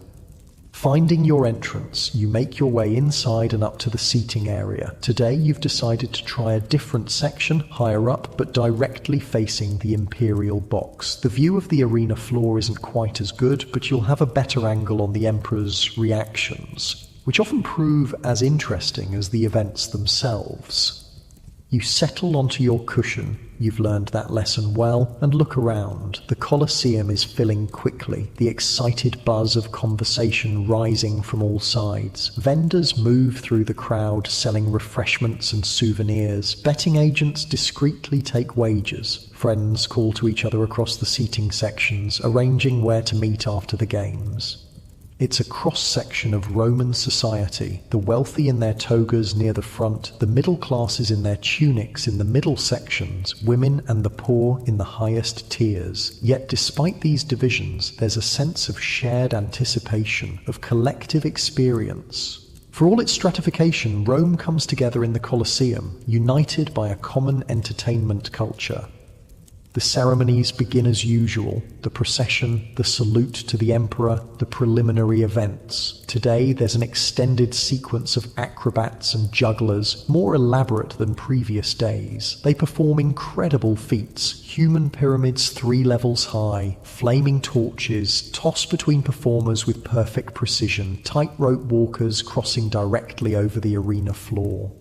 It's a reminder that the Colosseum hosts more than just blood sports. It's a venue for all manner of spectacles, a place where Rome displays its talents and treasures to itself. The crowd appreciates the skilled performances, applauding particularly difficult tricks, gasping when a tightrope walker pretends to slip before recovering with a flourish. After the acrobats come dancers performing a mythological story, the tale of Theseus and the Minotaur. Their costumes are elaborate, their movements graceful. Musicians accompany them, playing flutes, lyres and small drums. The acoustics of the Colosseum carry the music surprisingly well, though in the highest seats it's probably hard to hear. You find yourself drawn into the performance despite knowing that bloodier events will follow. There's something mesmerizing about watching skilled dancers tell a story through movement, the familiar myth taking on new life in this physical retelling. When the dance concludes, there's a brief intermission as the arena is prepared for the main event of the morning, the special venatio featuring exotic animals. Slaves rake the sand smooth, while others position various props and scenery pieces to create a landscape resembling an African savanna, complete with small trees and artificial rocks. A trumpet blast announces the start of the hunt. The crowd falls relatively quiet, anticipation building. Then, from beneath the arena floor, the first animals appear, rising on the wooden lifts. Gazelles and zebras, creatures strange to Roman eyes but not particularly dangerous. They bolt across the arena, confused and frightened by the noise and unfamiliar surroundings. The hunters enter next. Initially armed only with bows, they pursue the herbivores, demonstrating their marksmanship by bringing down the animals with clean shots. It's impressive skill, though less dramatic than what will follow. Next come more threatening beasts, hyenas with their unsettling, laughing calls, leopards that slink low to the ground, constantly looking for escape or attack opportunities. The hunters switch to spears and work in pairs, covering each other as they face these more dangerous opponents. But the crowd is waiting for the main attractions, and a roar goes up when the first truly exotic creature appears, a giraffe, its long neck making it seem impossibly tall. It's not an aggressive animal, but its strangeness makes it fascinating to the Romans, many of whom have never seen or even heard of such a creature before. The giraffe is not killed, but rather displayed, led around the arena perimeter by handlers using long poles with loops of rope to guide it. The crowd marvels at its peculiar proportions, its spotted coat, its gentle movements. This is Rome flexing its imperial reach. Look what wonders we can bring from the farthest corners of the world. After the giraffe come more dangerous predators, lions and tigers, bears from the northern forests, a striped hyena. The hunters display different techniques for each, showcasing their knowledge of animal behavior as well as their combat skills. It's a lethal ballet, man against beast, with the outcome never truly in doubt, but the process still fraught with danger. Finally, the moment everyone has been waiting for arrives. A special platform rises from below, larger than the others, bearing a creature that draws gasps even from those who thought themselves prepared. The rhinoceros, grey-skinned and massive, with its distinctive horn protruding from its snout.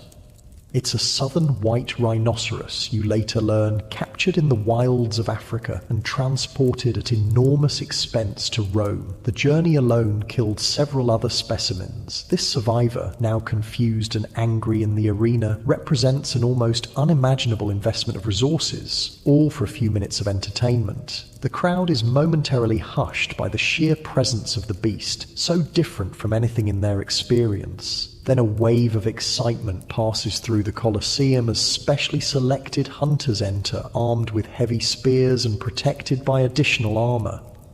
The rhinoceros, agitated by the noise and movement, paws at the sand with its foot, then charges one of the hunters. Despite its bulk, it moves with surprising speed. The hunter barely dives aside in time, the beast's horn missing him by inches. The crowd gasps, then cheers at this display of both animal power and human agility. For several tense minutes, the hunters work to contain and control the rhinoceros, trying to exhaust it by making it charge repeatedly. It's not clear if they intend to kill it or merely subdue it. Perhaps the creature is too valuable to sacrifice for a single day's entertainment. Eventually, they succeed in driving it back onto the platform that brought it up, which is then lowered back beneath the arena floor. The rhinoceros will live to appear another day, though its ultimate fate will likely be death in the arena once the novelty of its appearance wears off. The morning's venaciones conclude with a mass hunt of less exotic but still impressive animals: boars, bulls, and a pack of wolves. Teams of hunters dispatch them efficiently, though not without risk. One man is gored by a bull and carried from the arena, his fate uncertain.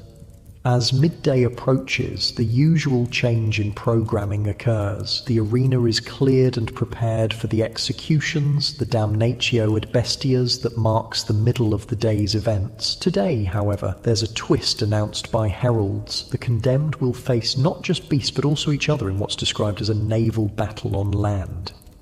The concept becomes clear as slaves bring out large, shallow pools of water and position them around the arena. The condemned are led in, divided into two groups, and given mock weapons, real enough to kill but crude and unfamiliar to most of them. They're to reenact a naval battle while periodically being attacked by animals released into the arena. It's chaotic, bloody, and disturbing even by the standards of the games. The condemned have no training, no protection, and little hope. They slash desperately at each other or try to hide behind the minimal scenery, only to be driven back into the fray by arena attendants with whips and burning brands. Periodically, a trapdoor opens and another predator is released. A lion, a bear, a pack of wolves. The animals, confused by the water and the number of potential victims, sometimes attack the condemned, sometimes fight each other, sometimes try to escape. The result is mayhem, deaths coming in quick succession from weapon, claw, and tooth. You find yourself looking away more often than watching, the arbitrary cruelty of this display lacking even the skill and purpose that makes gladiatorial combat compelling. Many in the crowd seem to share your discomfort, the usual bloodlust muted in the face of such obvious slaughter. Relief comes when the last of the condemned falls and the arena is cleared once more. There's a longer break now before the afternoon gladiatorial contests. People stand, stretch, visit the facilities, purchase food and drink. The conversation around you deliberately turns to lighter topics, as if collectively agreeing to move past what was just witnessed. You use the opportunity to explore a bit more of the Colosseum's public areas. The outer ring of the amphitheatre contains various shops and services, food vendors, souvenir sellers, even small shrines where the superstitious can make offerings for their favoured gladiators. It's like a small city wrapped around the main event, catering to every need and whim of the spectators. One shop catches your eye, a seller of gladiatorial memorabilia. The shelves are lined with clay lamps moulded in the shapes of famous fighters, small bronze figurines, even vials said to contain sweat from champion gladiators. A dubious claim, but one that apparently sells well to women who believe it has aphrodisiac properties. The shopkeeper, seeing your interest, launches into his sales pitch. Looking for a souvenir of the games, friend? I've got authentic memorabilia from all the top fighters. Here, a lamp moulded from a cast of Flammer's own face, or perhaps a figurine of Africanus after his victory yesterday. Made them overnight, fresh as can be. You smile at his enthusiasm, but notice that all his authentic figurines look suspiciously similar, with only minor variations in painting to distinguish between different gladiators. Still, they're charming in their way, and you end up purchasing a small bronze statuette of a Retiarius, the net fighter whose match particularly impressed you on your first day. Tucking your purchase into your bag, you rejoin the crowd heading back to the seating areas. The afternoon session will feature the gladiatorial contests, the main attraction for most spectators. Today's matches are rumoured to include some unusual pairings and special exhibitions, along with the standard combat types. As you settle back onto your seat, you notice a change in the quality of light inside the Colosseum. The sun has moved, and now the velarium, the massive awning system, casts dappled shadows across the arena. The temperature has dropped slightly, making the afternoon session more comfortable than the morning's events. The gladiators enter to the usual fanfare, but today's procession includes some unusual sights. Among the standard fighter types are what appear to be female gladiators, rare but not unheard of in Rome. There are also dwarfs equipped as gladiators, an exhibition match that promises to be more comedic than deadly. The crowd's reaction is mixed. Some cheer at these novelties, others seem disappointed by what they perceive as a less serious program. The female gladiators, in particular, draw both admiration and derision, their presence challenging traditional Roman gender roles, even as it reinforces the game's entertainment value. The afternoon unfolds with a series of matches, some conventional contests between standard gladiator types, others these special exhibition matches. The female gladiators fight with skill and determination that soon wins over most of the crowd. The dwarf gladiators match is played partly for laughs, but still demonstrates genuine fighting ability within the constraints of their size. Between bouts, other entertainments keep the crowd engaged. Trained animals performing tricks, musicians playing martial tunes, dancers interpreting the victories just witnessed. It's a continuous spectacle, never allowing attention to wander or energy to flag. As the sun begins its descent toward the western horizon, the final matches of the day are announced. These are the prime contests, featuring the most skilled and famous gladiators in the most anticipated pairings. The crowd quiets as the combatants take their positions, the casual conversation giving way to focused attention. The first of these featured matches pits a Secutor against a Retiarius, the classic matchup of heavily armored swordsman versus the quick, lightly armored net fighter. Both men are champions with multiple victories to their names, and their contest demonstrates why. Every movement is precise, every strategy carefully executed. The Retiarius feints and dodges, looking for the perfect moment to cast his net. The Secutor advances steadily, shield raised, waiting for his opponent to make a mistake. It's a match of patience as much as skill, each man respecting the other's abilities enough to avoid rash actions. When the decisive moment comes, it's almost too quick to follow. The Retiarius flicks his net toward the Secutor's feet rather than his upper body, an unusual tactic that momentarily confuses his opponent. As the Secutor adjusts his shield, the Retiarius strikes with his trident, not at the body, but at the Secutor's helmet, knocking it askew and blinding him for a crucial second. That second is all the net fighter needs. His next cast envelops the Secutor's sword arm, and a quick pull unbalances the armored man, sending him crashing to the sand. Before he can recover, the Retiarius is upon him, trident poised at his throat. The defeated Secutor raises his finger, requesting mercy. The crowd, appreciative of the skill shown by both men, signals their approval for clemency. The Emperor grants it with a horizontal thumb, and both gladiators leave the arena to applause, their honor and lives intact. More matches follow, each with its own drama and excitement. Not all end peacefully. 2 fighters are carried out with serious wounds, and one contest results in a death when mercy is denied. The crowd reacts to each outcome according to their assessment of the fight's quality and the combatants' courage, cheering skilled victories and honorable defeats alike. As the final match concludes, the day's games draw to a close with a ceremony honoring the victors. Palm branches symbolizing victory are presented, along with purses of prize money. The crowd begins to disperse, flowing out through the vomitoria, the exit passages designed to empty the massive amphitheater quickly and efficiently.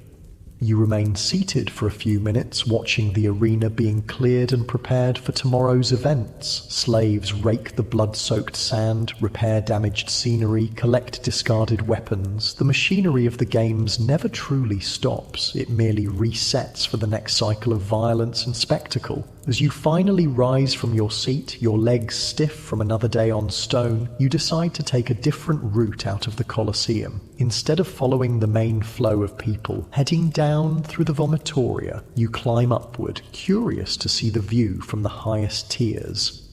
The climb is steep, and your calves burn with each step. How do the women and poor citizens manage this every day of the games? By the time you reach the uppermost level, you're breathing hard, sweat dampening your tunic despite the cooler air of evening. But the view is worth every painful step. From here, you can see the entire arena laid out below, its oval shape perfect and precise. Beyond the Colosseum, Rome spreads in all directions, a sea of tiled roofs and stone buildings turning golden in the setting sun. Temples and palaces rise from the urban landscape, their marble facades gleaming. Smoke drifts upward from countless hearth fires and workshops. In the distance, the Tiber winds its way through the city like a silver ribbon. This is Rome, the capital of the world, home to 1,000,000 souls, the heart of an empire that stretches from Britain to Egypt, from Spain to Syria, and you're standing in its most iconic building, a monument to both human achievement and human cruelty. Beautiful, isn't it? You turn to find an older man standing nearby, also taking in the view. His tunic is simple but clean, marking him as a working Roman of modest means. The calluses on his hands suggest a craftsman of some kind. I've been coming to the games for 40 years, he continues, not waiting for your response. Started when the old wooden amphitheatres were still in use. Saw one collapse once. Terrible business, hundreds killed. This place, though, he gestures around at the massive stone structure. This will stand forever. Our great-great-grandchildren will watch games here. He's not wrong. The Colosseum's construction is a marvel of engineering, travertine stone and concrete combined in a structure that manages to be both enormously strong and surprisingly light for its size. The outer wall uses a series of arches to distribute weight efficiently, while the interior is a complex network of corridors and passages that allow thousands of people to move through the building without chaos. Are you a stonemason, you ask, noting the particular way he appreciates the building. He nods, pleased to be recognized. Worked on the eastern section during construction. Just a young apprentice then, but I cut some of the stones for the upper arcades. He pats the wall beside him with obvious pride. Put my mark on a few of them, not that anyone would notice, but I know they're there. It must have been an enormous project, you say, genuinely curious about the building's creation. Like nothing before or since, he agrees. Thousands of workers, skilled craftsmen, labourers, slaves. We worked from dawn to dusk, year after year. The architects were geniuses, had the whole thing planned out on scrolls, every stone numbered and placed exactly where it needed to go. He shakes his head in remembered amazement. And the machinery. Massive cranes lifting stones heavier than 10 men, pulleys and counterweights that could raise blocks to the highest levels with just a few men operating them. As he speaks, you try to imagine the construction site, the noise, the dust, the constant activity as Rome's greatest amphitheatre took shape. The old mason describes how they built wooden scaffolding that seemed to touch the sky, how they mixed concrete in huge vats using a special recipe that would harden even underwater, how they carved the decorative elements on the ground before hoisting them into position. Emperor Vespasian started it, you know, he says, said Rome needed a permanent amphitheatre worthy of its greatness, built it right where that madman Nero had his private lake, part of his golden house. Symbolic that was, taking back for the people what Nero had hoarded for himself. This fits with what you've heard about Vespasian, a practical emperor who worked to restore Rome's stability after Nero's excesses and the chaotic year of 4 emperors that followed. The Colosseum was as much a political statement as an entertainment venue, a gift to the people that also reminded them of who had provided it. I should be getting home, the old mason says, noticing the deepening shadows. The wife worries if I'm out after dark these days, getting too old to defend myself against street thugs, she says. He grins, showing several missing teeth. She's probably right. You thank him for sharing his knowledge and watch as he makes his way carefully down the stairs, one hand braced against the wall for support. His pride in having contributed to this massive edifice is touching, a reminder that the Colosseum represents not just imperial power, but also the skill and labour of countless ordinary Romans. The crowd has thinned considerably by now. Only stragglers remain, some still discussing the day's highlights, others simply taking their time to avoid the crush. You begin your own descent, moving more slowly than your climb, taking time to observe details you missed in the excitement of the games. The stone steps are worn in the center from countless feet over the decades. Graffiti is scratched into some surfaces, names, crude drawings, declarations of love or support for favorite gladiators. In one spot, someone has carved an elaborate game board for what looks like a Roman version of checkers, presumably to pass time during less exciting moments of the games. As you reach the middle tier, you pause to observe a small group engaged in what appears to be a heated debate about today's matches. Two men are arguing about whether the retiarius in the final bout used an illegal technique to unbalance his opponent. It was clearly against the rules, insists one, a heavy-set man with an elaborate beard. You can't target the helmet straps directly. Everyone knows that. Nonsense, counters his companion, a taller, thinner man gesticulating energetically. The rules only prohibit deliberately removing the helmet. His trident struck the faceplate fairly, and if the impact loosened the straps, that's just bad luck for the secutor. Others in the group take sides, the debate growing louder and more animated. You smile to yourself. This passion for the technical details of gladiatorial combat is another aspect of Roman culture. It's not just about the blood and spectacle, it's also about appreciating the skill, understanding the rules, debating the finer points of technique. For many Romans, discussing the games afterward is as important as watching them.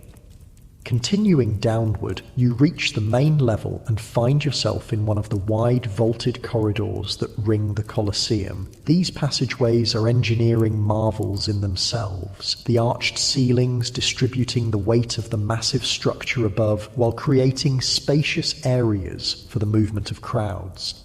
Even now, hours after the games have ended, these corridors remain active. Vendors are packing up their unsold merchandise, slaves are cleaning the public areas, guards patrol to prevent theft or vandalism. The Colosseum, you realize, is never truly empty. Like the city itself, it merely shifts from one phase of activity to another as day turns to night. Your stomach growls, reminding you that you've eaten little since morning. The excitement of the games often makes people forget hunger, but now that the day is ending, your body is demanding attention. Fortunately, Rome never lacks for food options, even at this hour. Exiting the Colosseum into the gathering dusk, you see that many of the food vendors are still doing business, serving the last of the departing crowd. The smell of grilled meat draws you to one stall where a cook is preparing skewers of lamb over a small charcoal brazier. You hand over a few coins and receive a skewer hot off the fire, the meat seasoned with herbs and drizzled with olive oil.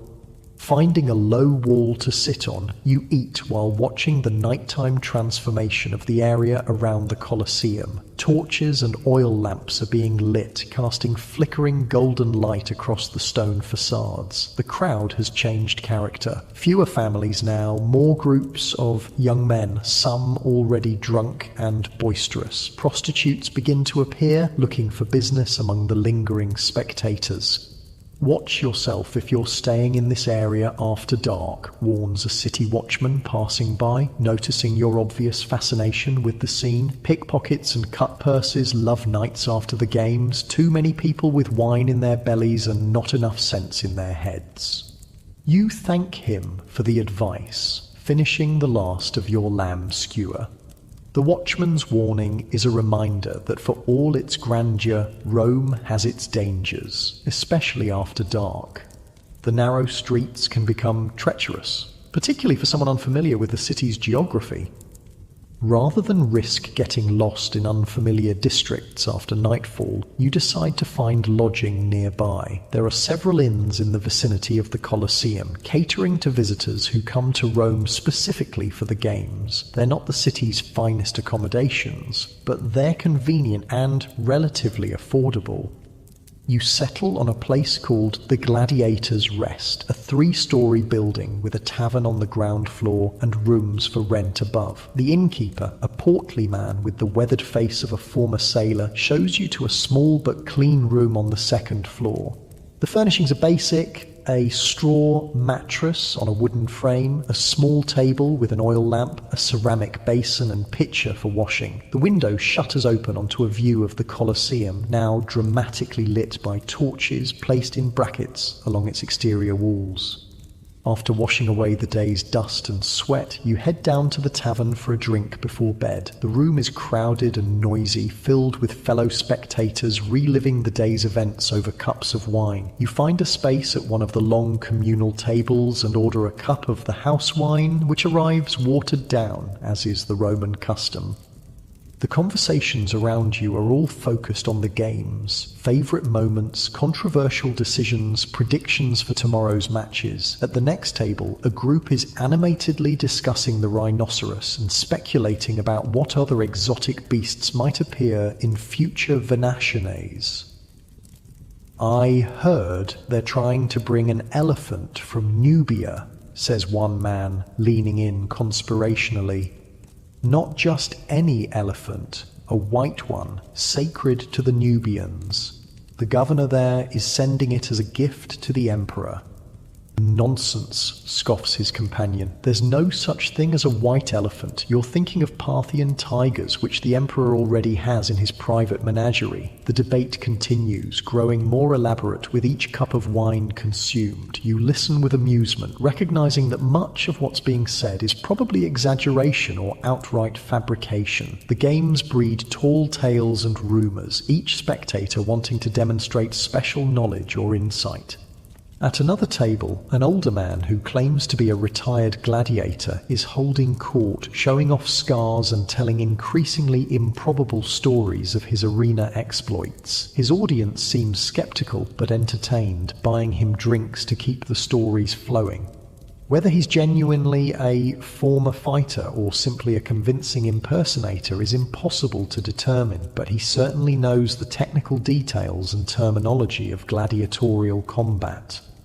As the evening progresses, the tavern grows rowdier. A group of young men, clearly deep in their cups, begin singing a bawdy song about a gladiator and his female admirers. The lyrics are explicitly sexual, drawing laughter from some patrons and disapproving looks from others.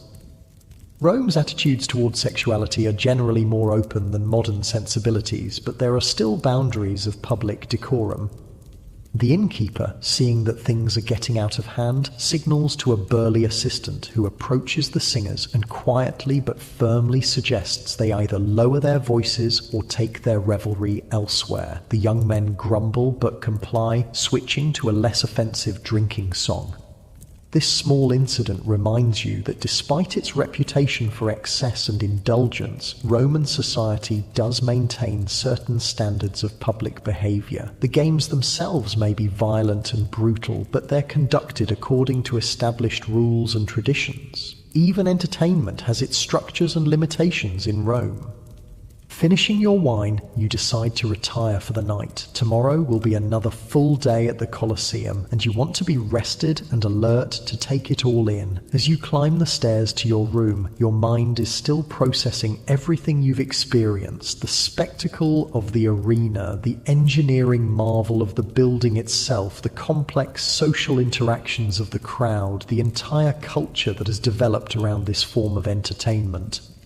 Sleep comes quickly, despite the unfamiliar bed and the continued noise from the tavern below. Your dreams are a jumble of images from the past days: gladiators locked in combat, exotic animals prowling the arena sand, the sea of faces in the crowd, all merging and shifting in the illogical way of dreams. You wake to the sounds of Rome, already bustling with morning activity: street vendors calling their wares, cartwheels rumbling over stone, the distant calls of animals being led to market. Sunlight streams through the slats of your window shutters, creating patterns on the rough plaster wall.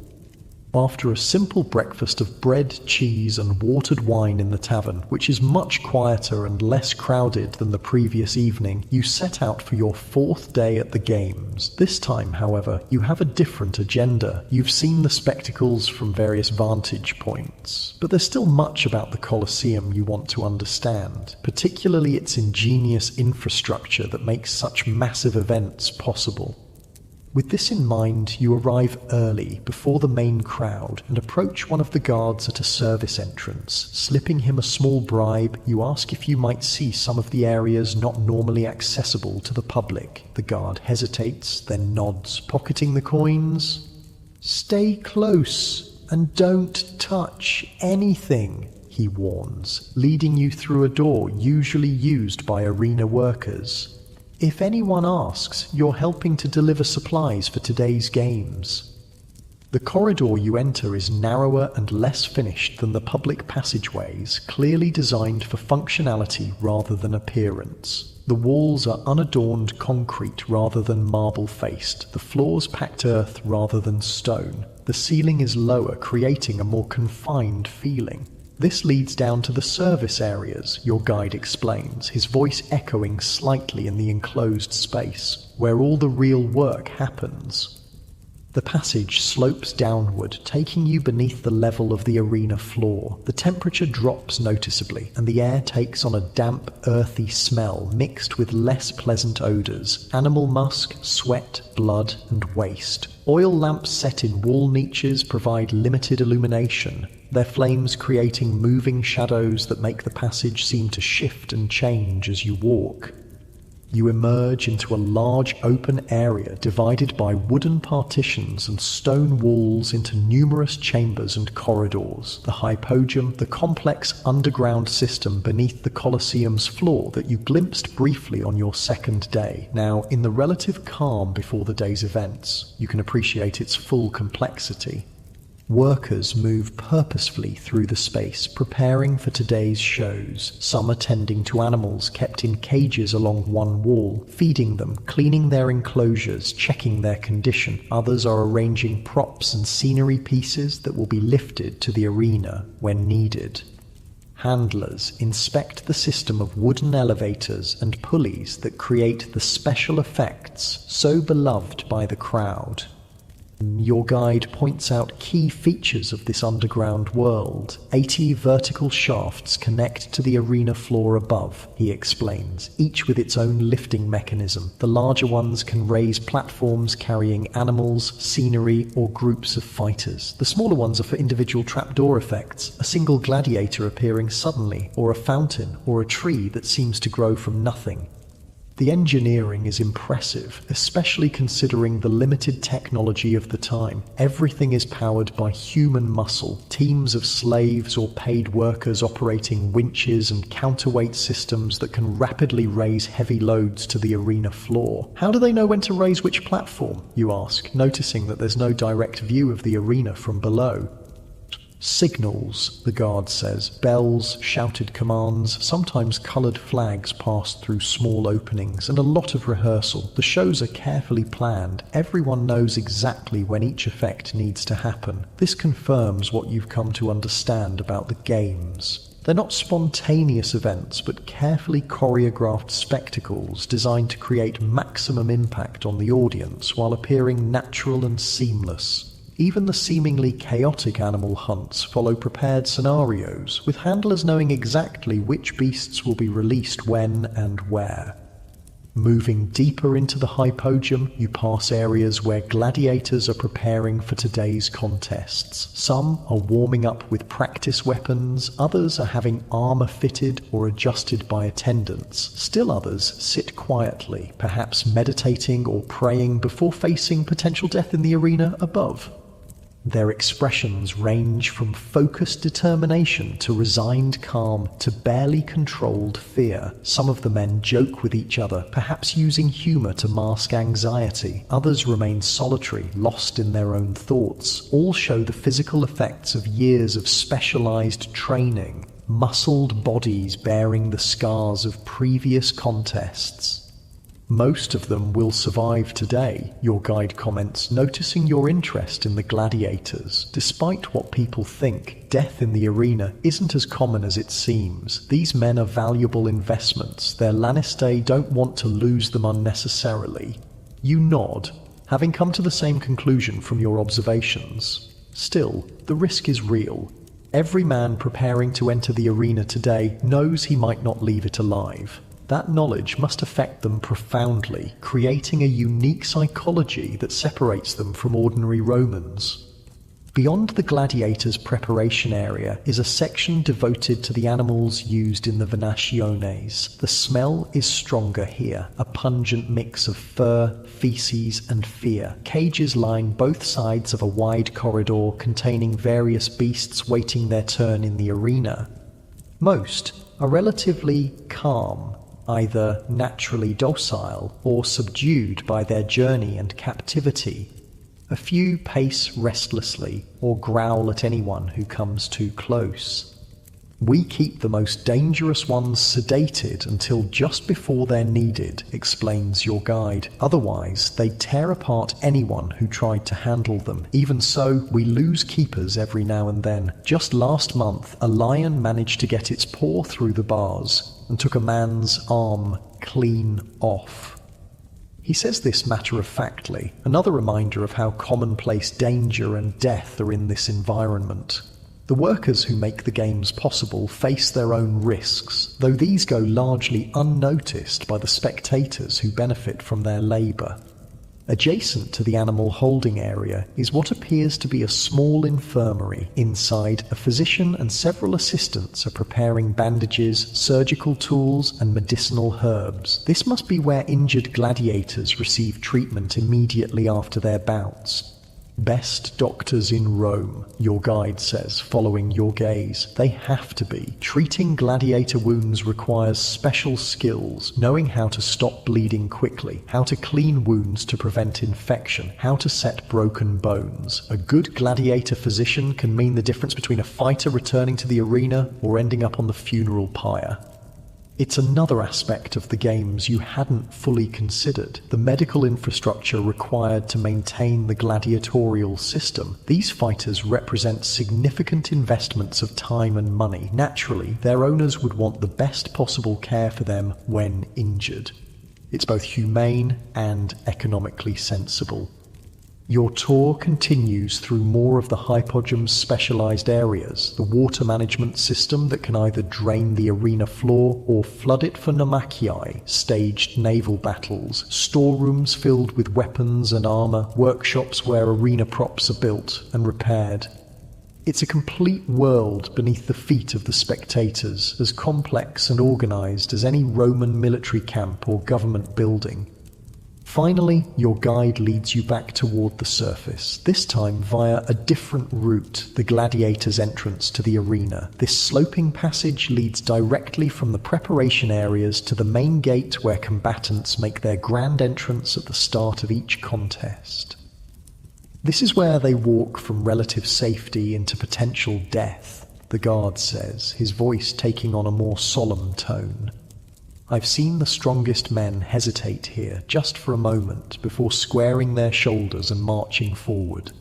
Takes a special kind of courage. You can almost feel the weight of that moment, standing in this transitional space between the mundane world of preparation and the heightened reality of the arena. The stone walls seem to hold the echoes of countless men who have made that final walk, some never to return. Emerging into sunlight near one of the main entrances, you thank your guide for the illuminating tour. He nods, pocketing another small coin you offer in appreciation. Enjoy the games today, he says. Maybe you'll see them differently now that you know what happens below.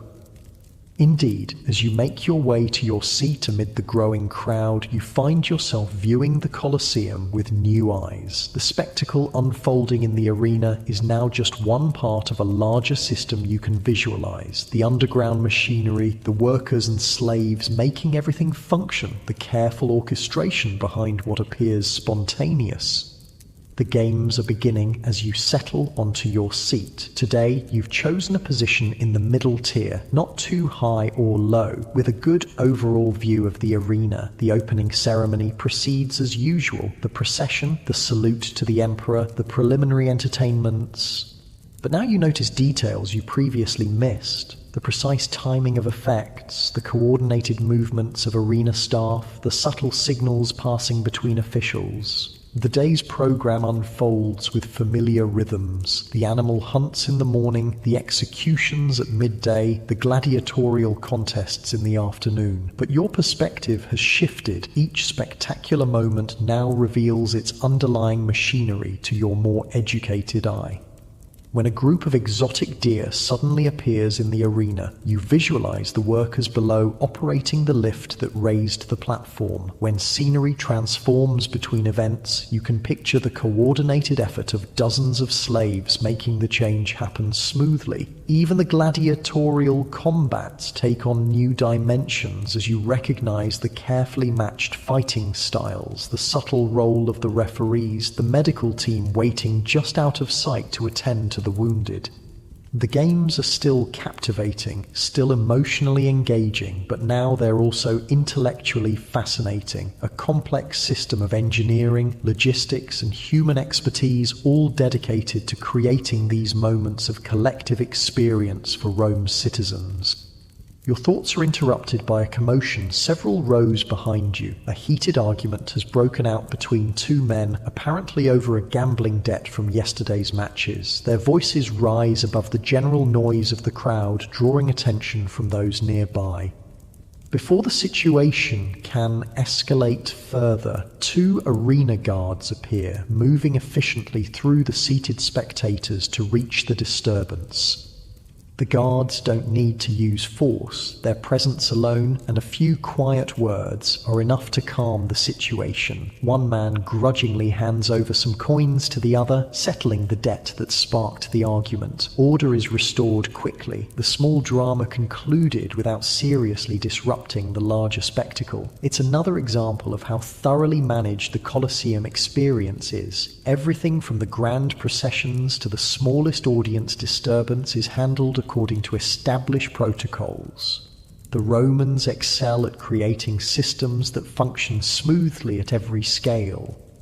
As the morning progresses into midday, you notice changes in the quality of light within the amphitheatre. The sun has reached its zenith and the shadows have shifted. The velarium, the massive awning system, has been adjusted by the sailors operating it to provide maximum shade for the most expensive seats while still allowing adequate light for the events below.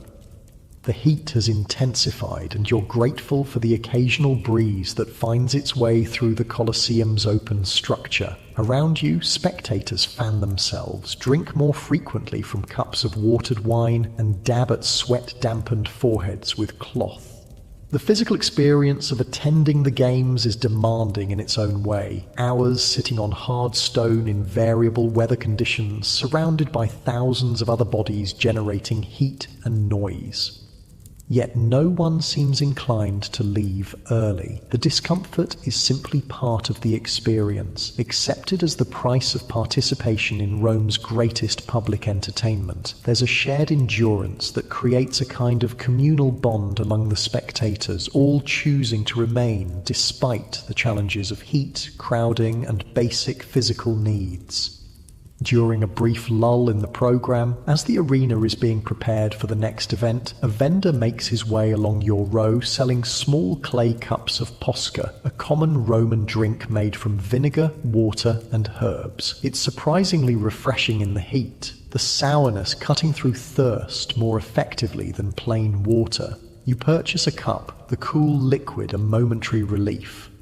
"First time I came to the games, I nearly fainted from the heat," comments the woman seated next to you today, a matronly figure with a practical air about her. "Now I bring everything I need: drink, food, fan, cushion." You learn after a while, you nod in agreement, appreciating the practical wisdom. The Colosseum veterans have developed their own strategies for making the experience more comfortable, knowledge passed along through experience rather than any formal instruction. "My husband used to complain about sitting here all day," she continues, fanning herself with a woven palm leaf. "Said it was too hot, too crowded, too long, but then he'd be the first one ready to go the next time games were announced." She smiles at the memory. "Been coming on my own since he died. 5 years now. Doesn't feel right to miss them somehow." Her story hints at how deeply the games are woven into the fabric of Roman life, not just spectacular entertainment, but a social ritual, a shared experience that connects people to each other and to the rhythms of the city's calendar. For many Romans, attending the games is part of their identity, a lifelong practice that marks the passage of time and creates memories that span decades. The midday executions begin, and like many around you, you find yourself looking away from the more gruesome moments. Today's innovation is particularly disturbing. Condemned men forced to act out scenes from mythology while being genuinely killed in the process. A man playing Icarus is set on fire after his wings fail. Another, cast as Actaeon, is torn apart by dogs.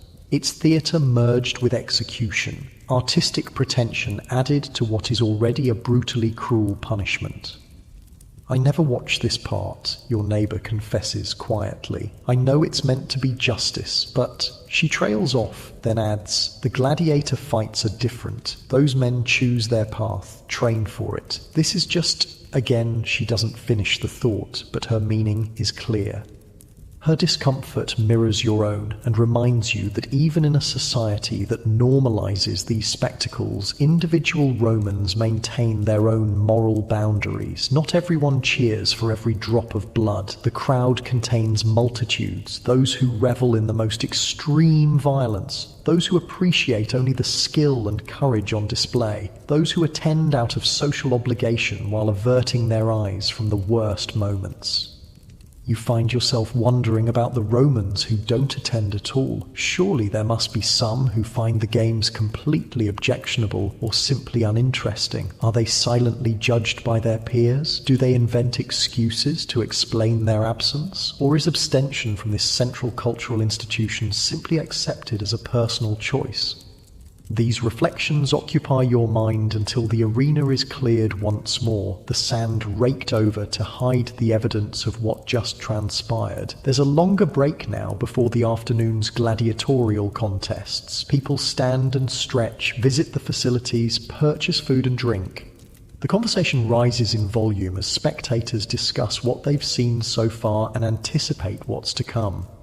You use the opportunity to walk around the circumference of your seating tier, observing the crowd from different angles. The Colosseum, when full, presents a remarkable sight, a living mosaic of humanity in all its variety. From your vantage point, you can see the different seating sections clearly demarcated, the social hierarchy of Rome made visible in stone and flesh. In the lowest tier, nearest the action, sit the senators in their white togas with purple borders, distinguished by their wealth and political power. Behind them are the equites, the knights or upper middle class, in their own distinctive dress. Your own section contains the ordinary citizens, shopkeepers, craftsmen, minor officials, the backbone of Roman society. And high above, in the furthest seats, are the women, the poor, and the slaves permitted to attend. It's a physical representation of Roman social structure, everyone in their assigned place, the divisions maintained even in this supposedly unifying entertainment. Yet despite these separations, there's also a sense in which the games level social distinctions. All eyes watch the same events. All voices join in the collective roars of approval or disappointment. All bodies experience the same physical conditions of heat, thirst, and occasional discomfort. Returning to your seat as the afternoon session begins, you settle in for what many consider the main attraction, the gladiatorial contests. Today's matches feature some unusual pairings and specialties not seen in previous days.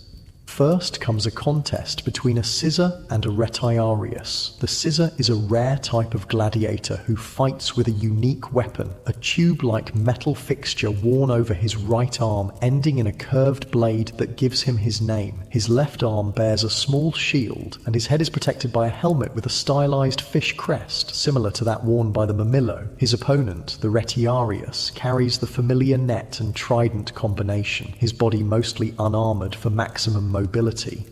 It's a fascinating match to watch, the scissor constantly trying to close distance and use his specialized weapon at close range, the retiarius working to maintain space for his net throws and trident thrusts. The crowd reacts enthusiastically to the unusual contest, cheering particularly skillful attacks and defenses from both men. After several tense minutes, the retiarius scores a decisive hit, his trident puncturing the scissor's thigh. The wounded man drops to one knee, but continues fighting bravely, earning the crowd's admiration. When he's finally disarmed and at his opponent's mercy, the spectators signal overwhelmingly for clemency, which the emperor grants. Both men leave the arena alive, the defeated scissor limping but with his honor intact. More matches follow, each with its own drama and technical interest. A Dimachorus wielding two swords faces off against a Hoplomachus with spear and shield. A female gladiatrix demonstrates remarkable skill with a bow against a male opponent who must reach her with sword and shield before she can fill him with arrows. A mounted eques on horseback battles another eques in a display of equestrian combat skills rarely seen in the arena.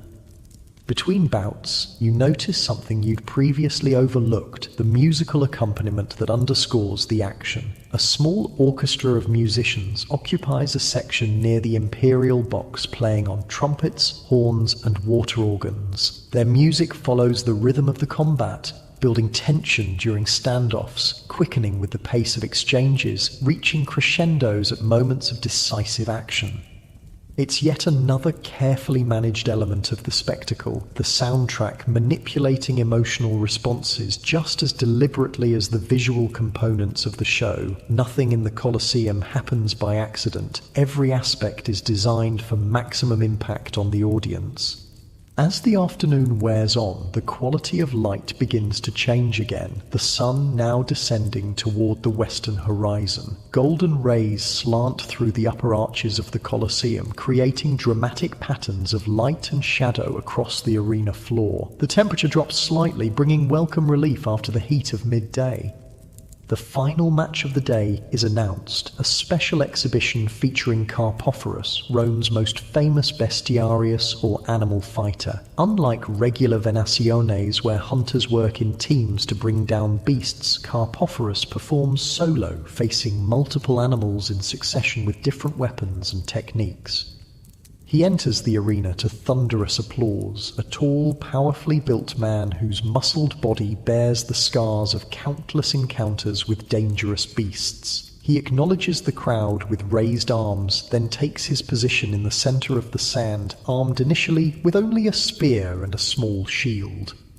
At a signal from the editor, a trapdoor opens and a large boar charges into the arena, its tusks gleaming dangerously. Carpophorus faces it with practiced calm, sidestepping the initial rush and striking with his spear as the animal passes. The blow isn't fatal but draws blood, enraging the boar, which wheels around for another charge. This time, Carpophorus stands his ground until the last possible moment, then drives his spear directly into the boar's chest as he pivots aside. The beast crashes to the ground, mortally wounded but still dangerous in its death throes. The bestiarius finishes it quickly with a precise thrust to the heart, earning appreciative applause from the crowd.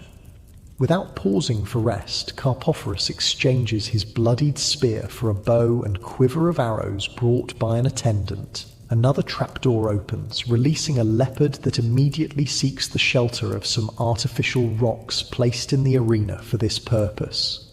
The spotted predator crouches, its eyes fixed on the man, tail twitching as it prepares to pounce. Carpophorus nocks an arrow and waits, perfectly still, inviting the attack. When it comes, a blur of spotted fur launching through the air, his response is immediate. The arrow flies true, striking the leopard in mid-leap. The big cat crashes to the sand, not dead but wounded and now more cautious. What follows is a tense game of cat and mouse, with the roles somewhat reversed, the human hunter stalking the wounded predator as it tries to keep obstacles between them. Eventually, Carpophorus maneuvers the leopard into a position where he has a clear shot, and his second arrow finds the animal's heart. For his final challenge, Carpophorus takes up a sword and small round shield. The anticipation in the crowd is palpable as a larger trapdoor opens, revealing his most dangerous opponent yet, a male lion, its mane full and dark, its roar echoing around the amphitheater as it emerges into the light. This is the moment everyone has been waiting for, the climax of the day's events, Rome's premier animal fighter facing nature's most iconic predator. The lion paces the edge of the arena at first, perhaps confused by the noise and unfamiliar surroundings. Carpophorus remains in the center, sword ready, turning slowly to keep facing the big cat. The lion charges without warning, covering the distance between them with frightening speed. Carpophorus meets the attack with shield raised, absorbing the impact and slashing with his sword in the same motion. The blade opens a wound along the lion's shoulder, but the beast's momentum carries both of them to the ground in a chaotic tangle of man and animal. For a heart-stopping moment, it seems the bestiarius may have met his match. The crowd rises to its feet, a collective gasp sweeping through the Colosseum. Then Carpophorus emerges from the struggle, rolling clear of the lion's claws and regaining his feet in one fluid motion. He's bleeding from several gashes, but his sword arm remains strong. The wounded lion is more cautious now, circling rather than charging directly. Carpophorus matches its movements, looking for an opening. When the lion rears to swipe with its massive paws, the fighter darts forward, driving his sword deep into the animal's chest in a perfectly timed thrust. The lion collapses, blood pouring from the mortal wound. Carpophorus steps back, breathing heavily, his own blood mingling with that of his fallen opponent. He raises his sword in salute to the emperor, then to the crowd, which responds with a deafening roar of approval. It's a fitting conclusion to the day's events, a display of human courage and skill against nature's fiercest predator, the ultimate demonstration of Rome's dominion over the natural world, as Carpophorus leaves the arena, supported by attendants who will tend to his wounds. You can't help but admire his bravery, while also feeling a twinge of regret for the magnificent animals sacrificed for this display.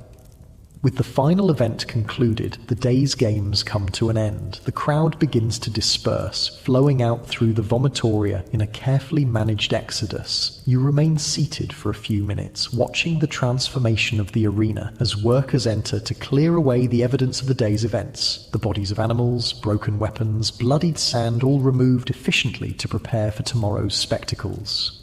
The light is fading now, the interior of the Colosseum taking on the golden glow of late afternoon. Shadows lengthen across the arena floor, and a cooler breeze passes through the open structure. It's a peaceful moment after hours of intense stimulation, a quiet coda to the day's drama. As you finally rise to leave, your body stiff from another day on stone, you take one last look at the empty arena below. In your mind, you can still see the gladiators, the animals, the condemned, all the players in Rome's grand spectacle of life and death. You've witnessed just a few days of games, but the Colosseum has hosted thousands such days over the decades of its existence, and will host thousands more in the centuries to come. What does it mean, this massive investment in staged violence and spectacle? What does it say about Rome, about humanity itself, that such entertainments have become central to the culture? These are questions that even Romans themselves debate, in philosophical treatises, in private conversations, in the quiet thoughts of individual spectators like yourself. There are no simple answers. The games are simultaneously a political tool, a religious ritual, a social gathering, an artistic performance, and a business enterprise. They reflect Rome's values, its emphasis on courage and skill, its celebration of victory, its need to demonstrate power over nature and foreign peoples. But they also reveal its contradictions, a civilization capable of remarkable achievements in law, engineering, and governance that still embraces public violence as entertainment. Making your way through the emptying corridors of the Colosseum, you emerge into the late afternoon light of Rome. The city continues its eternal bustle around the massive amphitheatre, people heading home after the games, vendors packing up their wares, workers preparing for evening activities. Life flows onward, shaped by but not defined by the spectacles just witnessed. You decide to walk back to your lodgings rather than taking a more direct route, wanting to experience more of the city in this thoughtful mood. Rome spreads around you in all its contradictory glory, magnificent public buildings alongside cramped apartment blocks, elegant villas beside squalid slums, temples to the gods within sight of brothels and gambling dens. It's a city of extremes, of wealth and poverty, of sophistication and brutality, all coexisting in a complex urban ecosystem. The streets grow quieter as you move away from the Colosseum district into more residential areas. The fading light casts a gentle glow over the buildings, softening their edges. Lamps are being lit in windows and doorways, small points of warmth against the gathering dusk. From somewhere nearby comes the sound of a flute, a simple melody floating on the evening air.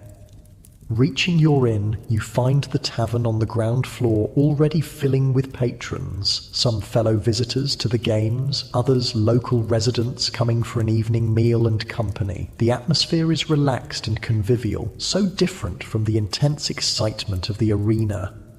You decide to join them, taking a seat at a table and ordering a simple dinner of bread, cheese, olives, and wine.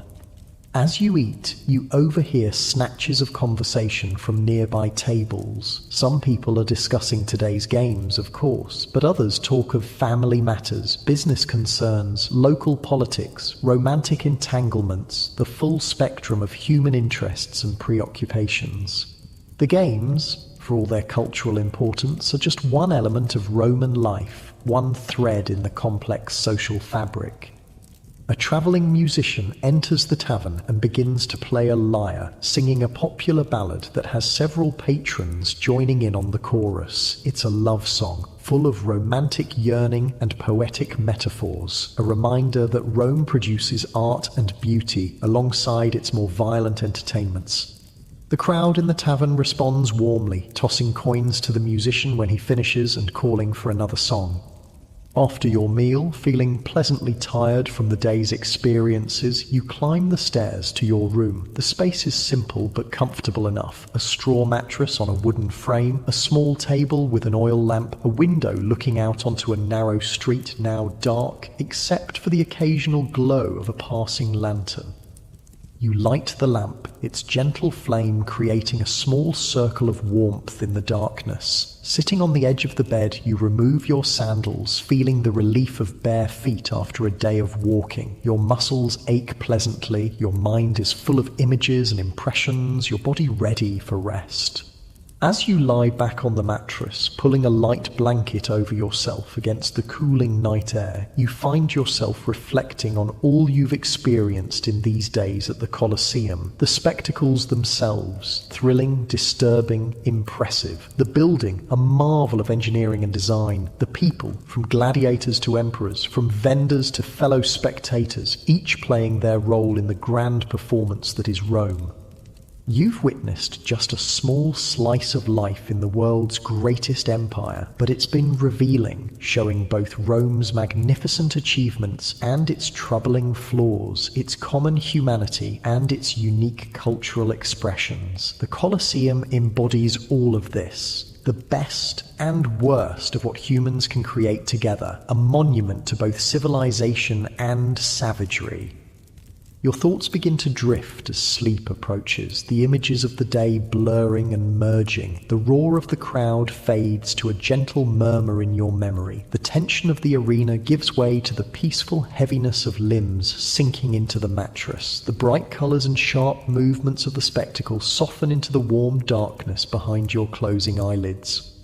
Tomorrow may bring another visit to the games, or perhaps you'll explore other aspects of this eternal city. Rome has endless facets to discover, countless stories to tell, but for now, sleep calls, drawing you down into its depths as night envelops the city. The last thing you register before consciousness fades is the distant sound of a night bird, its call floating through your open window, a simple, natural counterpoint to the elaborate human dramas you've witnessed. Then sleep takes you, deep and dreamless, your body and mind finding the rest they need after days immersed in the intense, complex, contradictory experience that is the Roman Colosseum.